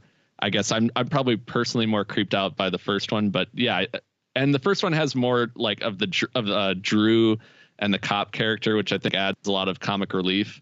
And this one I feel like is missing a little bit of that comic relief, but I feel it's probably the scarier of the two in some regards. And it has a lot of upside down crosses and weird stuff happening. So yeah, that is true. Yeah, I think so too. I think I prefer The Conjuring 2. I think it is scarier. And it definitely kicks off what's the word they're going with? The Conjuring universe. Yeah, I think that's what the phrasing is, just the Conjuring universe. But we need to come up with a word where we mash like 3 words together, and then it'll like the Conjure-Nuniverse. You're so good at that. Yes. Conjuniverse. Yeah. Ooh. There we go. Conjure-Nuniverse. Yeah. Let's trademark it. Conjure what? Conjure who? Yeah, because we're gonna get a crooked, right? We're gonna get a crooked man movie. Yeah, I don't think we're gonna get a. The Nun, I think, actually took over, like, as far as priority wise for them. But so I think it's kind of cool right now. I actually did talk to Javier Botet recently about that, who plays the Crooked Man in The Conjuring 2, and he was told that they wanted to do one, that they're working on a script, but he hasn't really heard any updates. So unless they find a way, I think they'd almost have to like reintroduce that character in another movie to get it fresh again. And then but it's such a like creepy design. I would love to see that again. To me, that's top of the list. I like the coin guy. What is it? Yes. In the new Annabelle movie? Yeah. Yes, yeah, and we're going to get a Nun sequel, because that movie made, is it the highest grossing Conjuring movie? It's at least the highest grossing of the spinoffs. But I mean, because we did the episode on it. So, I mean, I liked it as well, but I liked it. Yeah, I didn't like it that much. I don't know. I mean, they can do whatever they want. You don't want to see any further monsters. I'm fine. I adventures? love The Conjuring 2. I think The Conjuring 2, and honestly, after The Nun and then La Llorona, and I was kind of okay with these, but I really did like Annabelle. I thought the newest Annabelle kind of was a step up for the spinoffs. Yeah, so I think that kind of got me re-excited. But yeah, I've always, and I think I just said this last episode. Mm-hmm. I say this all the time. For The Conjuring 2, I think this is like a perfect like movie for teens that want to see something really scary, because a lot of people equate horror when you call a movie horror, they equate that with like scares and jump scares. And I feel like Conjuring 2 just doesn't let up. So for people that like really want something that I could guarantee would scare someone that's like 16 or 18, I'd say check out The Conjuring 2. I forgot about that. And it is a Christmas movie to some extent. Oh, that's So- right. You can add it to your family's Christmas viewing. Yeah, it was Yeah, like your me trying Christmas horror to show. introduce horror movies last year. It I'm sure didn't that go won't well. backfire at all. Or the year before. Yep. Yep. No, my dad was very resistant, but I did make him watch Black Christmas, Scott. Results may recommended vary. it, and my dad did like Black Christmas, so. I mean, yeah. Yeah, I'm sure there's somebody's out Yeah, there. of course. Who couldn't? So next up You'd will have to be crazy. And next, Well, they're so wrong. this year, then you got to introduce him to Black Xmas. Do you though? I mean, it's only the right thing to do, Scott, especially with the new Black Christmas coming out. You just got to, then you'll be ready to go for the new one. And you'll have the trilogy. No, notice how silent And- I've been. I mean, you're with me on this, right, Jonathan? Although I'm wrong. gonna take him. I'll probably take him to see the new one just because Yeah. the timing's gonna work out. So I need. well, It ain't. I really need to rewatch Black Xmas. I don't and think is I that gave it a your fair version shake of rewatch, or is that when my it came out, revisit? so where when I say that, I'll then I definitely probably will rewatch it. never see it again. Okay. That it's really on the list.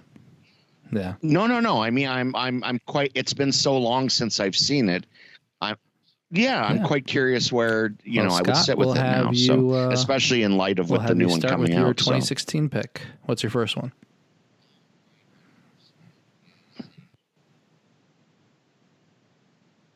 All right, my first one is a cute little toe tapper called "The Autopsy of Jane Doe" from Andre Alvredal, I believe is how his name is mangled by me, as I always do. And it's what I found fascinating about this movie is for the first, I would say, hour and 15 minutes or so, it really just focuses on a father and son coroner team who are doing an autopsy on an unidentified young woman with no records, no nothing. And they try to, through their particular branch of science, try to figure out who this woman is. And the fascinating thing about this movie is, again, it's not an action-based movie. It's a movie where you're following these characters as they go through this procedure that they do, and it's completely enthralling. I love to see how things work. I love it to be shown. And this is one of those great how-to movies that functions as great horror as well. And he slowly ratchets up the tension and suspense with just a shot here, a look there, and it builds slowly and off of the simplest of premises. But it's so fascinating to watch the back and forth between Brian Cox and his son Emil Hirsch. So you get a great father-son dynamic, and they have their own issues, as well as them dealing with this mystery of who this woman is. And the way it unfolds is superb. Some people feel let down by the ending because it goes a little more conventional, you might say. But I was all in right from the start on this thing, and I just think it's a terrific movie. Yeah, it's kind of like it feels like a Twilight Zone film in a lot of ways. Just the fact when you mention the ending, it feels like that's like a Rod Serling ending, which kind of threw me for a loop the first time I watched it. But I think if I did rewatch this, and I'm hoping I'm not sounding the death knell by saying I'm going to rewatch this, but if I do rewatch it, I think I'd probably, hopefully, like, I wouldn't be as thrown by that, because like you said, I just love the first hour of that movie where you're just living with these characters, and Brian Cox has such a calming presence where you just feel like, oh yeah, this guy is the person he's playing. He's been doing this for 40 plus years. Like this is the character that he is. Like, it just feels like there's nothing false about the performances. It's completely authentic, and then weird stuff really starts to happen. And I do have to commend them for not just making it, not particularly like going it all in on one direction when it comes to the horror. It's very psychological in some ways. It's very physical in others. And it's such a great setting for a movie, like just the whole basement of this morgue where they're doing this. It feels very, had this weird kind of like charm to it, but very isolated and spooky at the same time. And I'm reminded, not just thinking about it, I'm reminded of kind of the morgue setting of The Haunting of Hill House in a lot of ways. I think that would pair nicely with this. But I like you said, it's so much fun to watch, and this really helped. Well, it basically got Andre the job for Scary Stories to Tell in the Dark because Guillermo del Toro loved this movie so much. And I think they just ended up corresponding on Twitter, and that's kind of what got him the job for that. So it's a big reference point for his career, and one of the more memorable horror movies, especially like a smaller kind of horror movie from this year for sure. I'm glad you picked it. Well, it's just refreshing that it's not refreshing. It's a great reminder that there are so many different ways to do horror, to tell a horror story. You know, you can go the more physical, visceral, in your face way, and you can go a more, character driven, dialogue driven movie. And I hadn't seen a movie, to my knowledge, that really delved into this particular business and made it so interesting. And it went into so much detail as to how they do, what they do. And so it was great to watch something that you didn't know how it worked completely, unfold before you, as well as Tamika, have you telling seen this one? riveting story.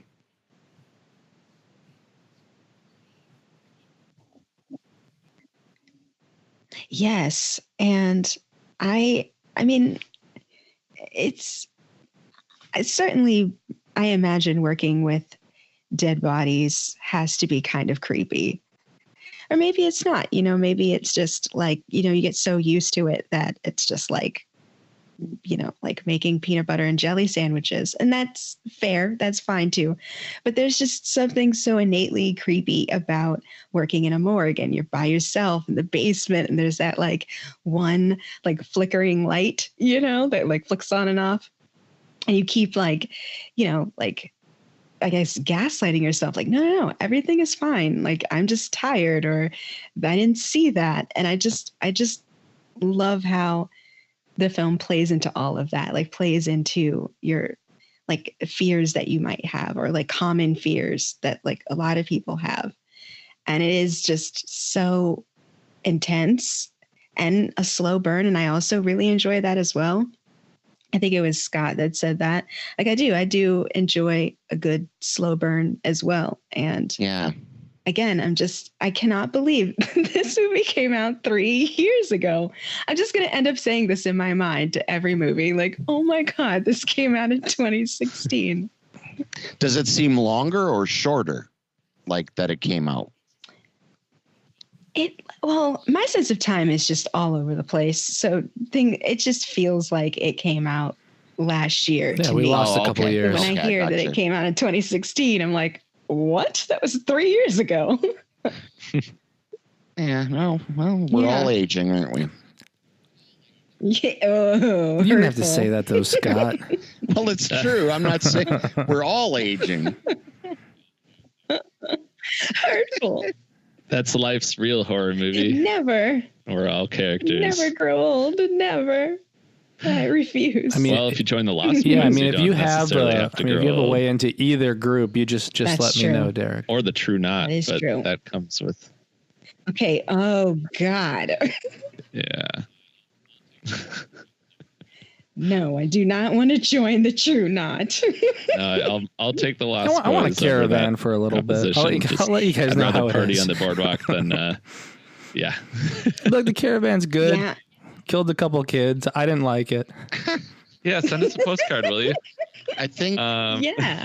I think after 120 years, Give him a Derek couple. would have no liver whatsoever. Well, I'm trying to. Oh, sorry. Trying not to address the yes, the elephant in the 120. room, 120 but, years. Trying to keep it light.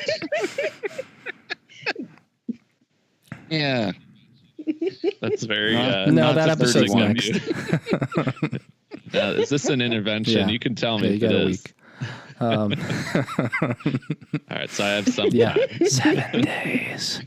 What is this? The ring tape? Okay. Yeah. 7 days and you're completely sober. Derek, it's all good. You Yeah. just make a copy of the tape and it's okay. You're okay. That was a whole back. That Oh, goes I back to didn't the whole think of it back that way. scratch thing. Yeah. Like- That's how you break the curse. Yep. You make a copy. Oh, see, yep. Yep. They can never we're be too moving on. careful. Yep, we are moving Not getting on close to to that my TV. pick, which is It's not South Scary Movie Korean 3. zombie movie, Train to Busan. Oh my God. Yeah, Train to Busan from Yoon Sang-ho. And Yay. I, Nice. having started Daily Dead, covering a lot of zombies, and then we kind of moved into covering all kinds of different horror. But at the start, we were exposed to a lot of zombie movies, a lot of new ones, right? Because with The Walking Dead coming out, like everybody kind of jumped on the zombie bandwagon. You'd see even people who didn't care about zombie movies or even knew about the Romero zombie movies were making zombie movies. I kind of got burnt out. And so there really, for me in the 2010s, there aren't many standout zombie movies. But this is one of them. And, I think I don't keep up with the streaming ones. I should do it before we do the episode. I'm pretty sure this is on Shudder. Obviously, you can get this one on Amazon. But Scott and I think Derek, you'd mentioned everybody has gaps, and as horror fans, we always want to experience new movies, great movies, and a lot of our North American and European listeners may not venture as much into Asian horror. This is a great movie to jump into. And I think there's a good mix of kind of doing their own thing with zombies. And there's a lot of heart to this one as well. So this was one of my picks when I did my favorites of 2016, still is. And, kind of along with the other ones, this is one I recommend kind of to anybody. I think this one's really, even to people who aren't used to subtitles, I think there's a flow to this movie where it's kind of easy to pick up on them. So I find that even people who usually don't like watching movies in subtitles have really enjoyed this one.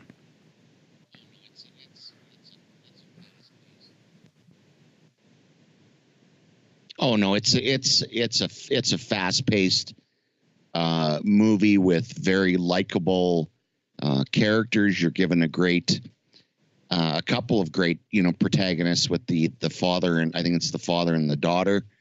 It's just a terrific movie. Like you said, it has a lot of heart, right? And I think that's its biggest selling feature.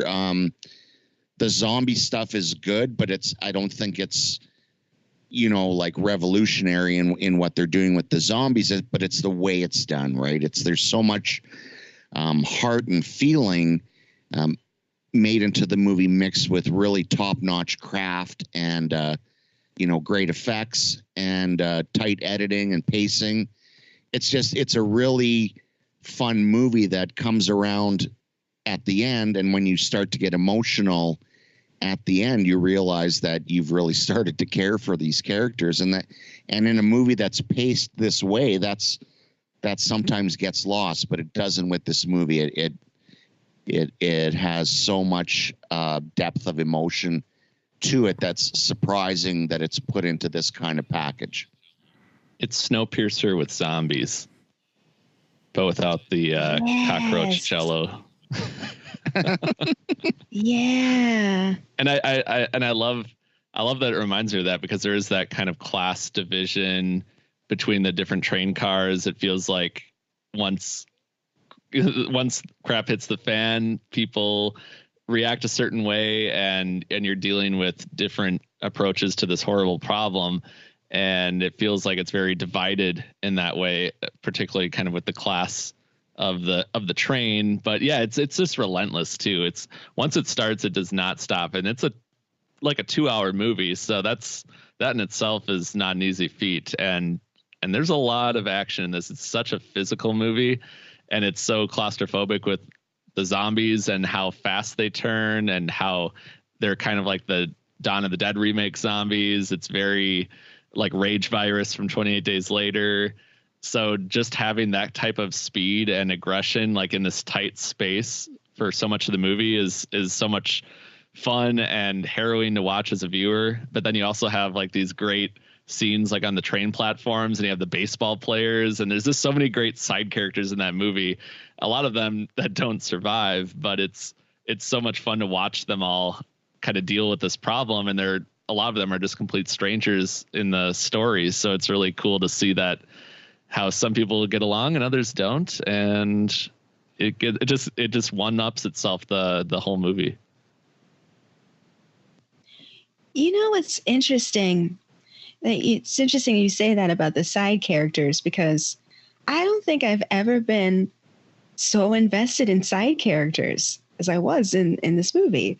Like everybody, you would think that with such a big cast and so many characters that, some would get lost in the shuffle, or you wouldn't care about, some of them.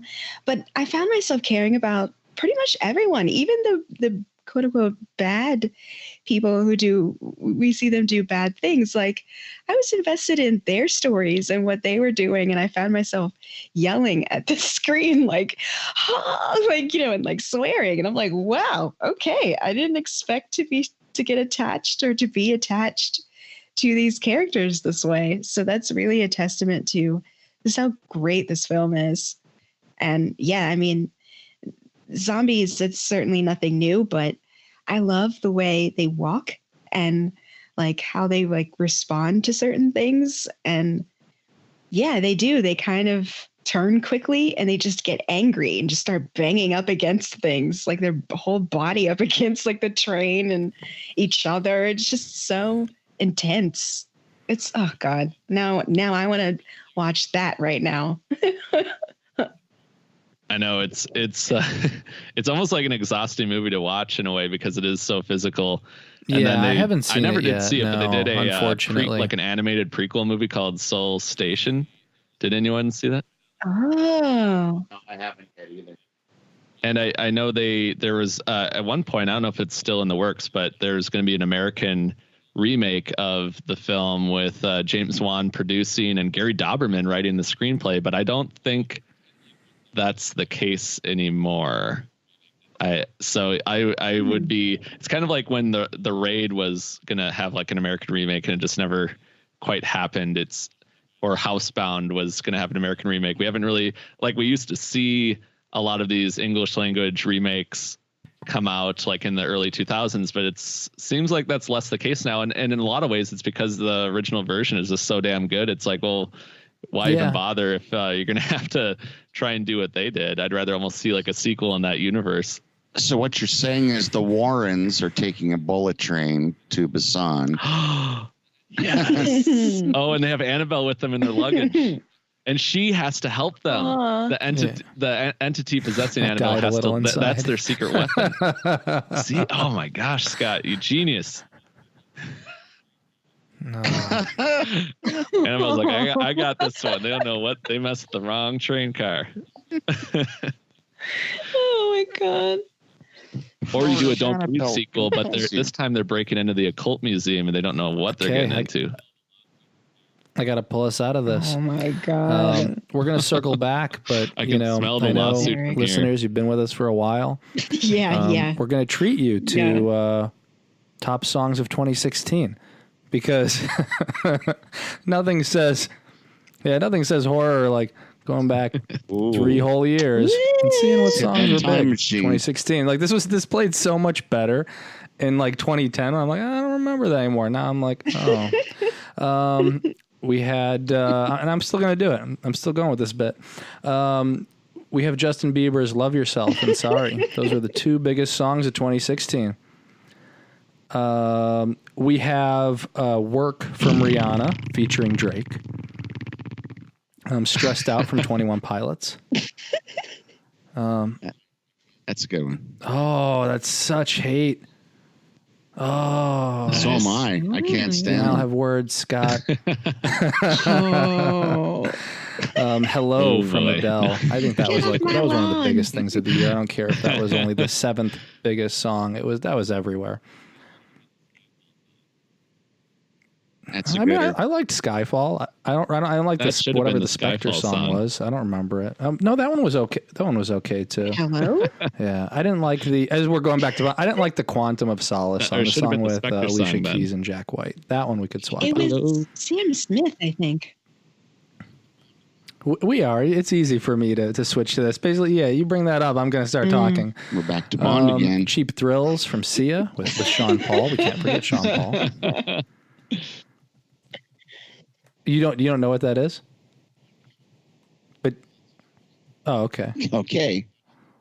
Oh, come on. Oh, I know Sean Paul. And I know that song. Oh, yeah. But you said we can't forget Sean Paul. Ooh, Scott, you're burning everyone tonight. Okay. No, I like Sean Paul. We have some Sean Paul CDs, I swear. That was Just worth give me the light. this whole podcast. I'm gonna right here, catch my Scott. Okay. See, we need that little break. Yes, it Listeners, was. We do. We need a little Yes. little break between all these movies we're discussing. Okay, let's jump back into it. We can't top Scott's Sean Paul. So we're gonna go back to you, Tamika. What's your final pick of the night?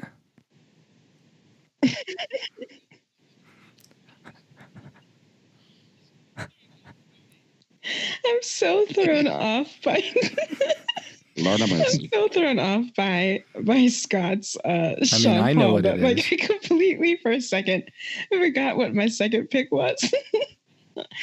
Well, it was very good. Very impressed. It was very good, Scott. Thank you. But it's Lights Out. He was just acknowledging. Well, what was that? Scott was just acknowledging Lights Out. Sorry. Sorry. Listen. We got a little sass in there, Scott. I'm gonna share. We'll turn this bus around. Yeah, because I was like, No, there was Wait, no what? sass. I was saying, oh yeah.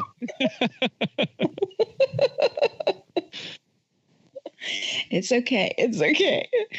But I picked Lights Out because I remember hearing about this short film that the feature length is based on, and that because that was getting a lot of buzz. People were talking about that, and then it got turned into a feature length film. And again, like Don't Breathe, it kind of came out of nowhere for me because I hadn't seen the short film, and I was jumping on the wave after it already kind of like crashed on the beach.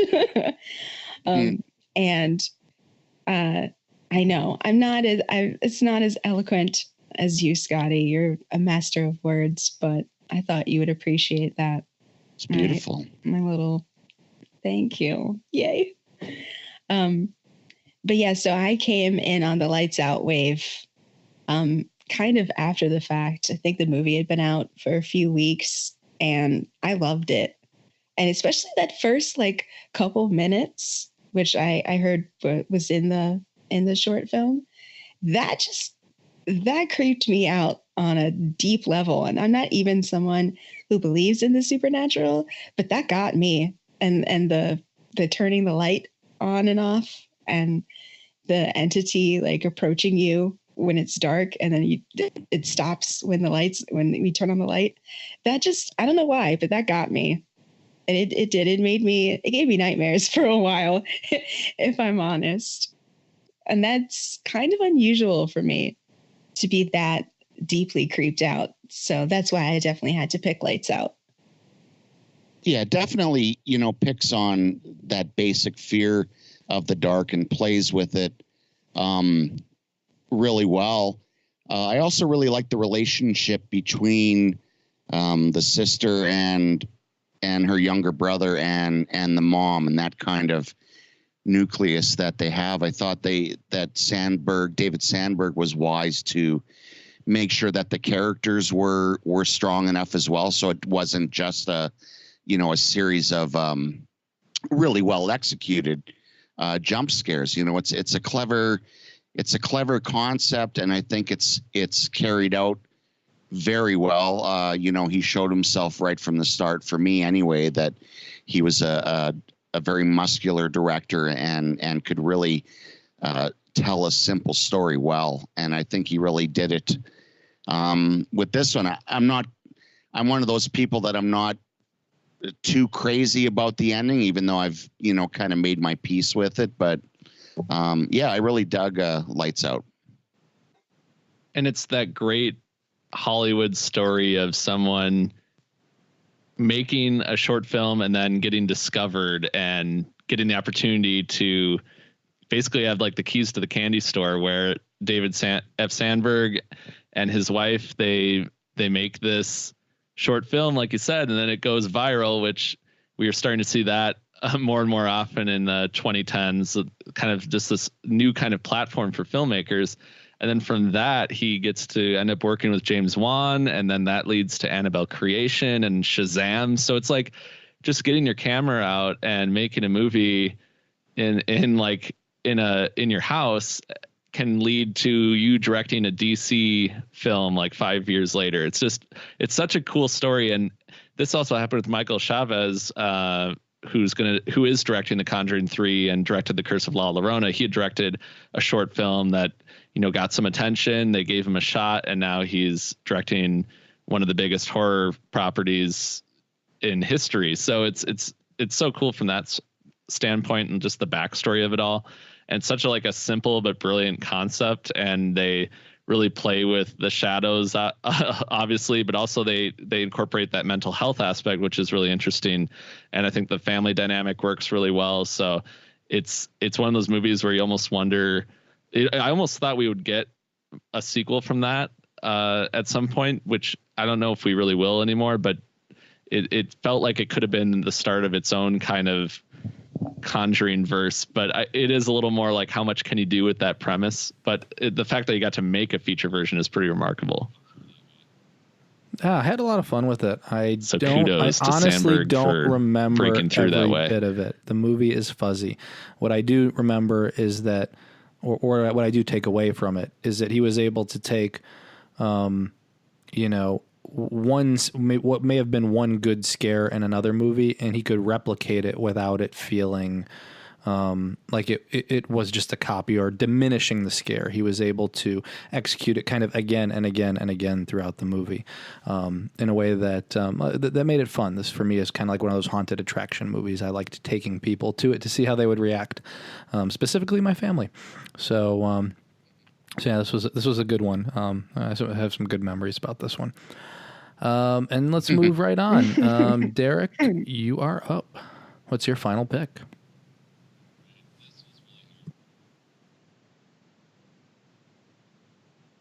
All right. This was really hard because there's a lot of movies that I wanted to choose that I will restrain from mentioning, and I'll try not and cheat. But I am happy with this pick. It's one of the more entertaining films featured in one of our scary movie marathons. And without further ado, that pick is Hush from Mike Flanagan. From 2016, this movie came out on Netflix. 2016, in a lot of ways, was the year of Mike Flanagan. He had not only Hush come out that year, but he also had Ouija, Origin of Evil, and he had also had Before I Wake released outside of the U.S. We had to wait a few more years before we could see that in the States. But so you could see that his career was really taking off after Oculus in 2013 caused such a stir that he really got on the radar, I think, of a lot of people. And Hush, I think, was him just at the top of his game, just taking this one location setup and really just squeezing all the horror juices out of it. And just that this is one of those movies where the pacing, I think, is just so good. And the buildup of it, I mean, it's not a super complex film, but it's just so masterfully crafted. And I think the performances, obviously Kate Siegel, who co-wrote it and stars in it. And then John Gallagher Jr., who's playing this masked killer to perfection, kind of with that crossbow. Almost reminds me of like if Daryl Dixon decided to become a serial killer. This might be what it looks like. So it was just so great, and the way obviously sound plays a very big part in this movie, and I think they really. It's one of those movies, almost kind of like A Quiet Place, where you don't even want to really breathe when you're watching it because you don't want to make a sound. Like it puts you in her position and makes you just really tense just watching it because you feel like you're in that house with her in the woods and you're trying to figure out where he is, and you can't rely on all of your senses to figure that out. So it's kind of like a worst nightmare situation, but the way that they give that character strength and the way that whole journey is, it's one of those movies where you feel kind of like you're out of breath just by the end of it, because it's almost like an exercise just watching it because it's just so tense. So that movie was really fun to watch with our cul-de-sac gang a few years back. I think we watched it the year it came out at that Scary Movie Marathon. It wasn't the Sweet 16, but it was a few years before that, and it played very well. So that is my pick. I love it because it's it's Flanagan's Halloween. It's his tribute to Halloween and movies of that ilk. But I think specifically Halloween. There's certainly a lot of parallels between Laurie and the character here. And although our bad guy is eventually given, a character beyond the white face that he has, and that's kind of an interesting turn. And the way she's able to use her handicap to her advantage is fascinating and really, I think, empowering. I think she's one of the best heroines of the modern day slasher era, because she uses her smarts to best this guy who's no idiot himself. It's so tightly wound and built for top shelf suspense, and I think that was the movie really where it kind of solidified Flanagan for me.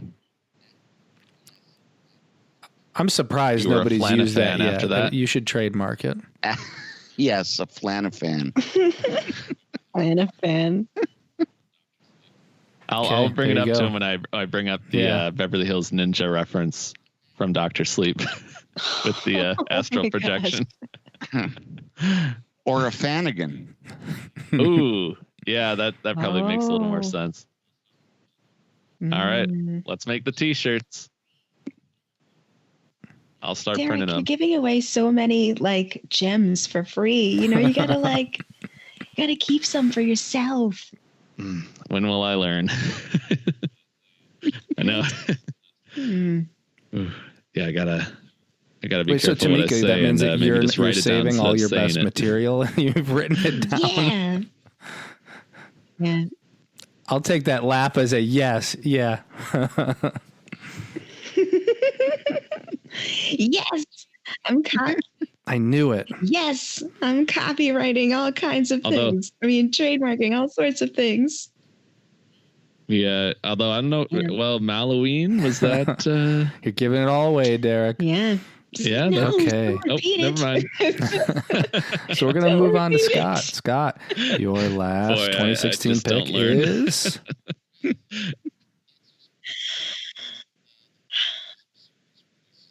Well, let's just put it this way. If the Phantasm series releases a movie in your year, it will be picked.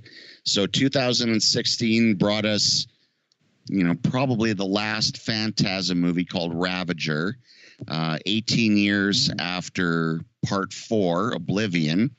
And this was a movie that was done as kind of a way for David Hartman, the illustrator, to kind of dip his beak into directing. So with the help of Coscarelli and Reggie Bannister to start, he decided to shoot some web episodes and just kind of see, where they went to test out his special effects on screen, and he wanted to do it in a fun way, and that's kind of what he came up with. Now, when they started to put it together, they kind of thought, well, maybe we have another movie here. So we bring back in Angus Scrimm and, of course, A.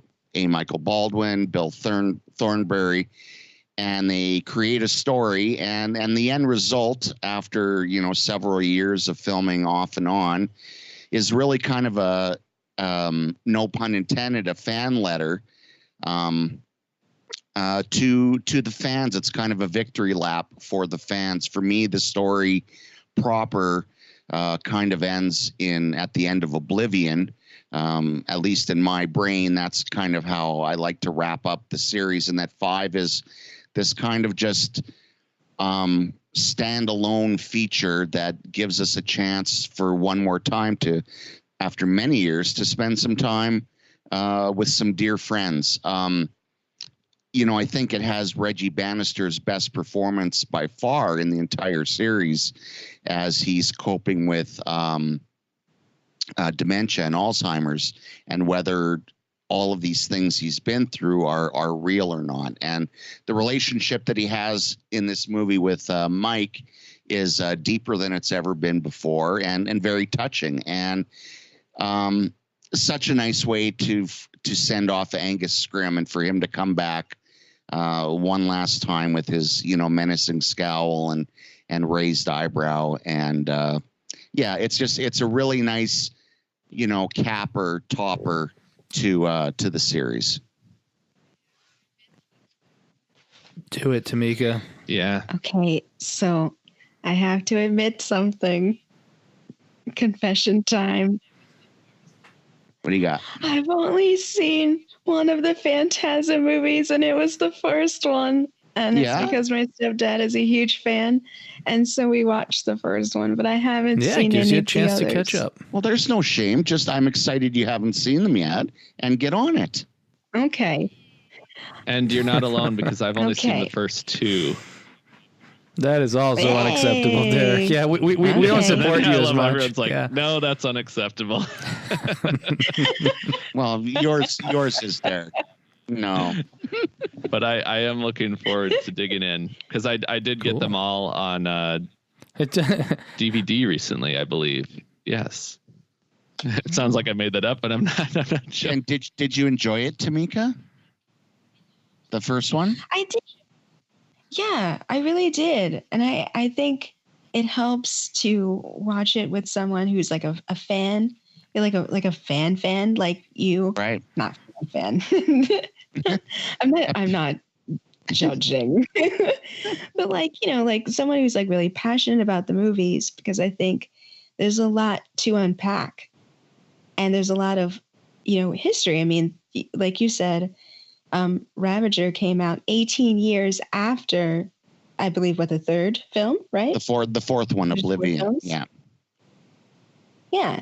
So there's a lot of history, to unpack and a lot to discuss. And I think if you're diving in for the first time and you're not as familiar with the films, it's really good to have like a guide almost that you can talk to about the movies and bounce off ideas, because they're really I can only say this about the first one, but it's a really interesting is movie. Your guide. And it's different, and I will really appreciate that. Credit Scott with allowing me to kind of revisit these movies with different eyes, because I really enjoyed the first one. I hadn't seen 2 and 3, in a while, and I finally watched them all in a row when Joe Bob did his marathon, and caught up on Ravager as well. And I mean, it plays really well. I think younger Jonathan kind of wasn't ready for what Coscarelli was ready to show me. But yeah, I really enjoy the series, and I do think that Ravager was a good final film. I don't think we're going to get any more. But I think this was a good way to end it. And I do agree, some of the best performances from Reggie, and I do like the I do like the dementia aspect. I think that keeps in line with the like dreamlike state or fuzziness of the other movies, and adds to it. Totally. Yeah, that's a good one. And of course, I knew this was going to be the pick, even though I did see it on the list. I knew I didn't need to see it. I could have guessed it. Yeah, there's a few I could have guessed. I would have guessed Conjuring. I would have guessed Conjuring for Derek. It had to be. That's why when I say like good pick, Tamika, it's because like I wouldn't have guessed that for Tamika. It's kind of like, you know, you guys know that I'll come up with a way to talk about Alien every episode, if I can. So you just know. And I did. Yeah. And you did. What did I miss? And you'll have your chance again. Oh yeah, soon. yeah, of course. Yep. Because we're getting closer to the end of the decade. So for my final pick, another South Korean horror film. This one is a very different tone from Train to Busan, and that is The Wailing from Nan Hong-jin. And this one, I think this one was like really was under the radar. I think more people have seen it, thankfully, because it's on Netflix. And so I think more people have watched it than would have, you know, pre-streaming. So I think it's great. If you haven't seen it, I know probably a lot of people haven't. I'm not going to get into it a lot.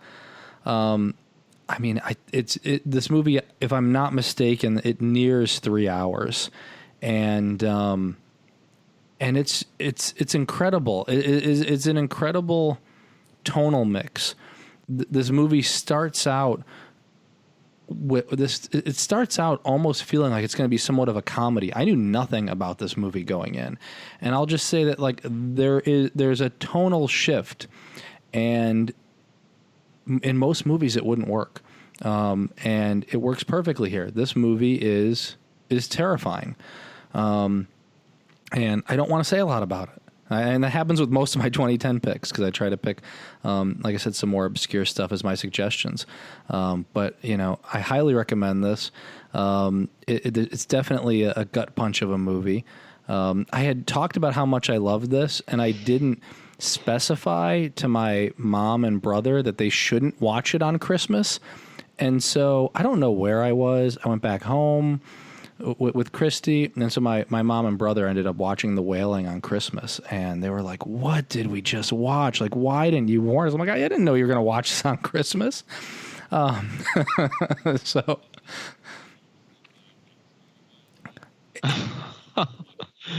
is there it's is just there not a movie like story wise it's not a movie it's that especially you bad to you watch on Christmas, or is it just the doesn't tie overall to Christmas in any like way? I atmosphere didn't of the expect movie? them to put it on for Christmas, but yeah, they watched The Wailing on Christmas. So yeah, have any of you seen it?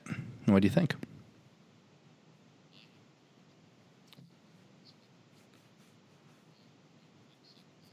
I have not, unfortunately. I know it's been out for a while on Netflix. I've gone by it 100 times, and I think it's on Prime as well. And it's one of those movies I've just never pulled the trigger on, but I will definitely have to change that. You're welcome. I also have not, and this is one I remember like Heather and Patrick were talking about this and Train to Busan.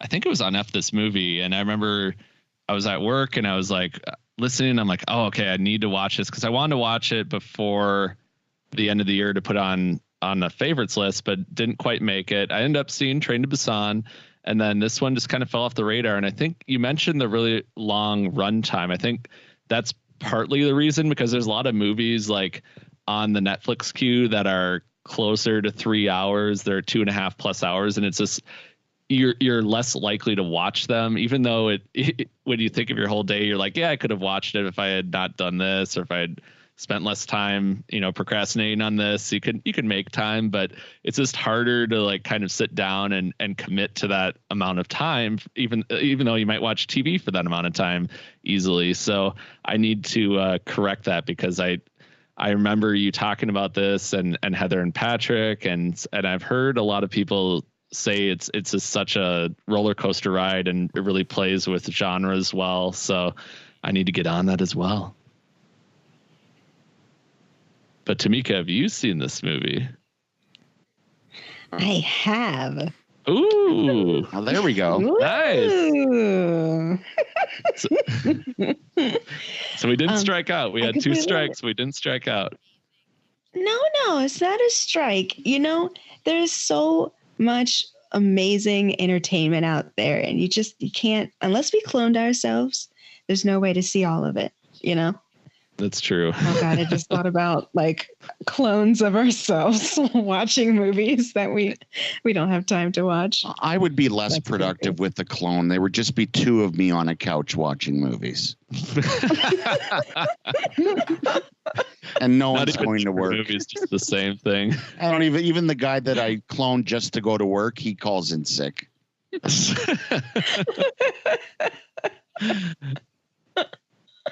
Oh, well then. No, but I completely, yeah, yeah, that's true. But I completely understand why Jonathan doesn't want to really say too much, because it really is an intense film that I think you have to watch it. You just do. You have to be in the mood, for sure. The less you say, the better. I don't know what I should say about this movie either, honestly. But you do. It's a supernatural story. Yeah. Is it a ghost story? Supernatural. Okay. Yeah. There are things that are not a natural psychological, in this movie. supernatural situation. Yeah. Is it? Would you Thanks say for that that definition of supernatural? Yes. it's very descriptive? Is it more scary, would you say, than Train to Busan, or more disturbing? Yes. Or would they make a good double feature? I think they would be they would make a good double feature. I can't say I was more scared. It's interesting that that's these tough. 2 both South Korean horror movies came out the same year and made quite a big splash too. It was a good year for South Korean horror. Oh, but we're almost done here, and you're like, oh, but we picked all of our movies, and our listeners are like, oh, you picked all of our movies. But if you've been following our 2010 series, you know that we just don't talk about movies. We had jumped into a lot of TV. I'm going to skip a lot of that because we could talk about, this season of The Walking Dead and this, but we're going to be at 3 hours. So I will say the one call out that I need to make is that in 2016, we did see the release of Stranger Things. When we talk about horror releases, we got to talk about Stranger Things because that was definitely like one of the bigger pop culture moments and releases in 2016.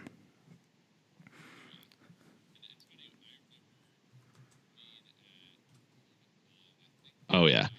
And it's funny, I remember being at Comic-Con, I think right after Stranger Things premiered, and because that first season premiered July 15th. So it was right in the middle of summer. And I don't think before it came out, I don't think everyone realized the impact it would have, or I don't even know if Netflix knew what a hit they had on their hands, because it kind of seemed like one of those things where as the summer went on, maybe by Halloween, it was like a phenomenon, but it took the rest of that summer for it was like a snowball effect of people like really realizing, oh, this show's amazing, or it has all these nostalgic references, and it just became this iconic thing.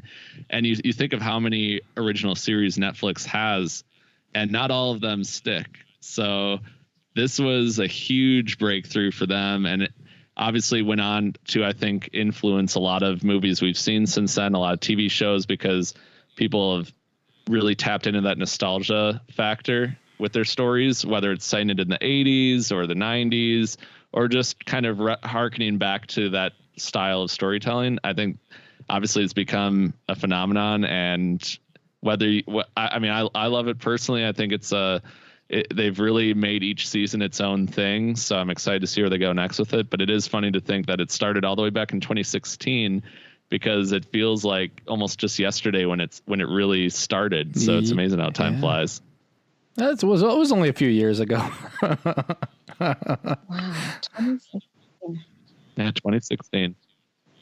which I know, was definitely needed. I'm glad. Well, and they there did it. was the 2-year gap between season 2 and then and 3. some so other big movie that's releases right, yeah. that we didn't talk about. They're not exactly horror.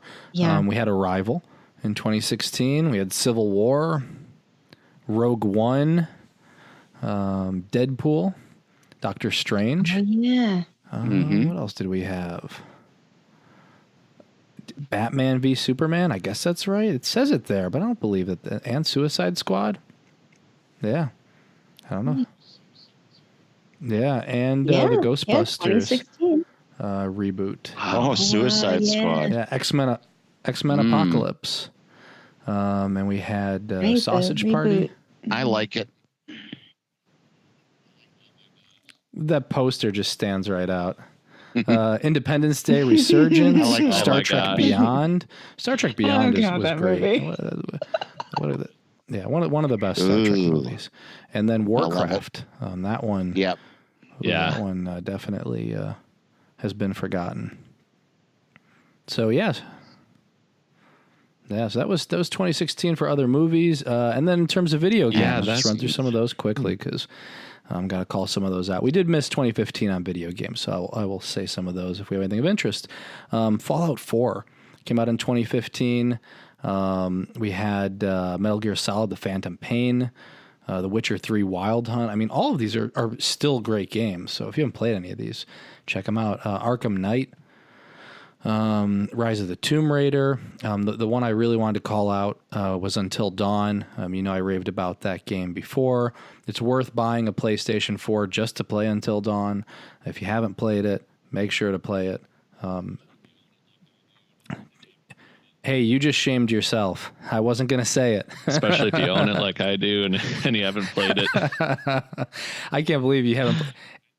Well, That's I could fine. hear it in It's your like an voice, 8-hour Jonathan, game. so don't pretend like I didn't have to say it. I mean, you should really do both. Well, first I have to watch the 2.5 hour Wailing. Derek, you so did. I mean, we then have I'll talked get about a on Yes, you podcast do. episode where we do, we do have to catch up on things we said we were going to catch up on. So maybe we'll do that just to force you to play Until Dawn. Dying Light. What'd you say? Yeah. Dying Light also came out in 2015. It would be very cathartic to do that. Yep. Yeah. Oh, Yep. nice. And then in that was like the 2016, we parkour got zombie Doom. game, right? The Doom That's reboot. such a That's cool a lot of concept. fun. What else did we get that was horror related? I mean, the Hitman Yes. reboot came out. Gears of War 4. Yeah. Mafia 3, Street Fighter 5. Not a ton of horror, but still some decent games. But 2015 was a better year for gaming. So I think that's it for us. We had a long episode, but thanks to my co-hosts for hanging in there. Thanks to our listeners that hung in there. Another Corpse Club episode comes to an end. I also want to thank Brian, our engineer, for helping us out each and every episode. And as always, we want to thank our listeners, including those who have signed up for Corpse Club membership. You can visit corpseclub.com to check out our latest episodes. You can also sign up to become a Corpse Club member. We have different membership tiers. You can get a Corpse Club t-shirt or pin or membership card. And you can pick an episode topic if you want to. Don't forget to rate and review us on Apple Podcasts. Every rating and review really helps. And you can also find us on Google Play, SoundCloud, all of your favorite podcast providers. We're on YouTube, and we'll be on Pandora shortly as well. If you want to get in touch with us, you can reach out anytime at contact@corpseclub.com.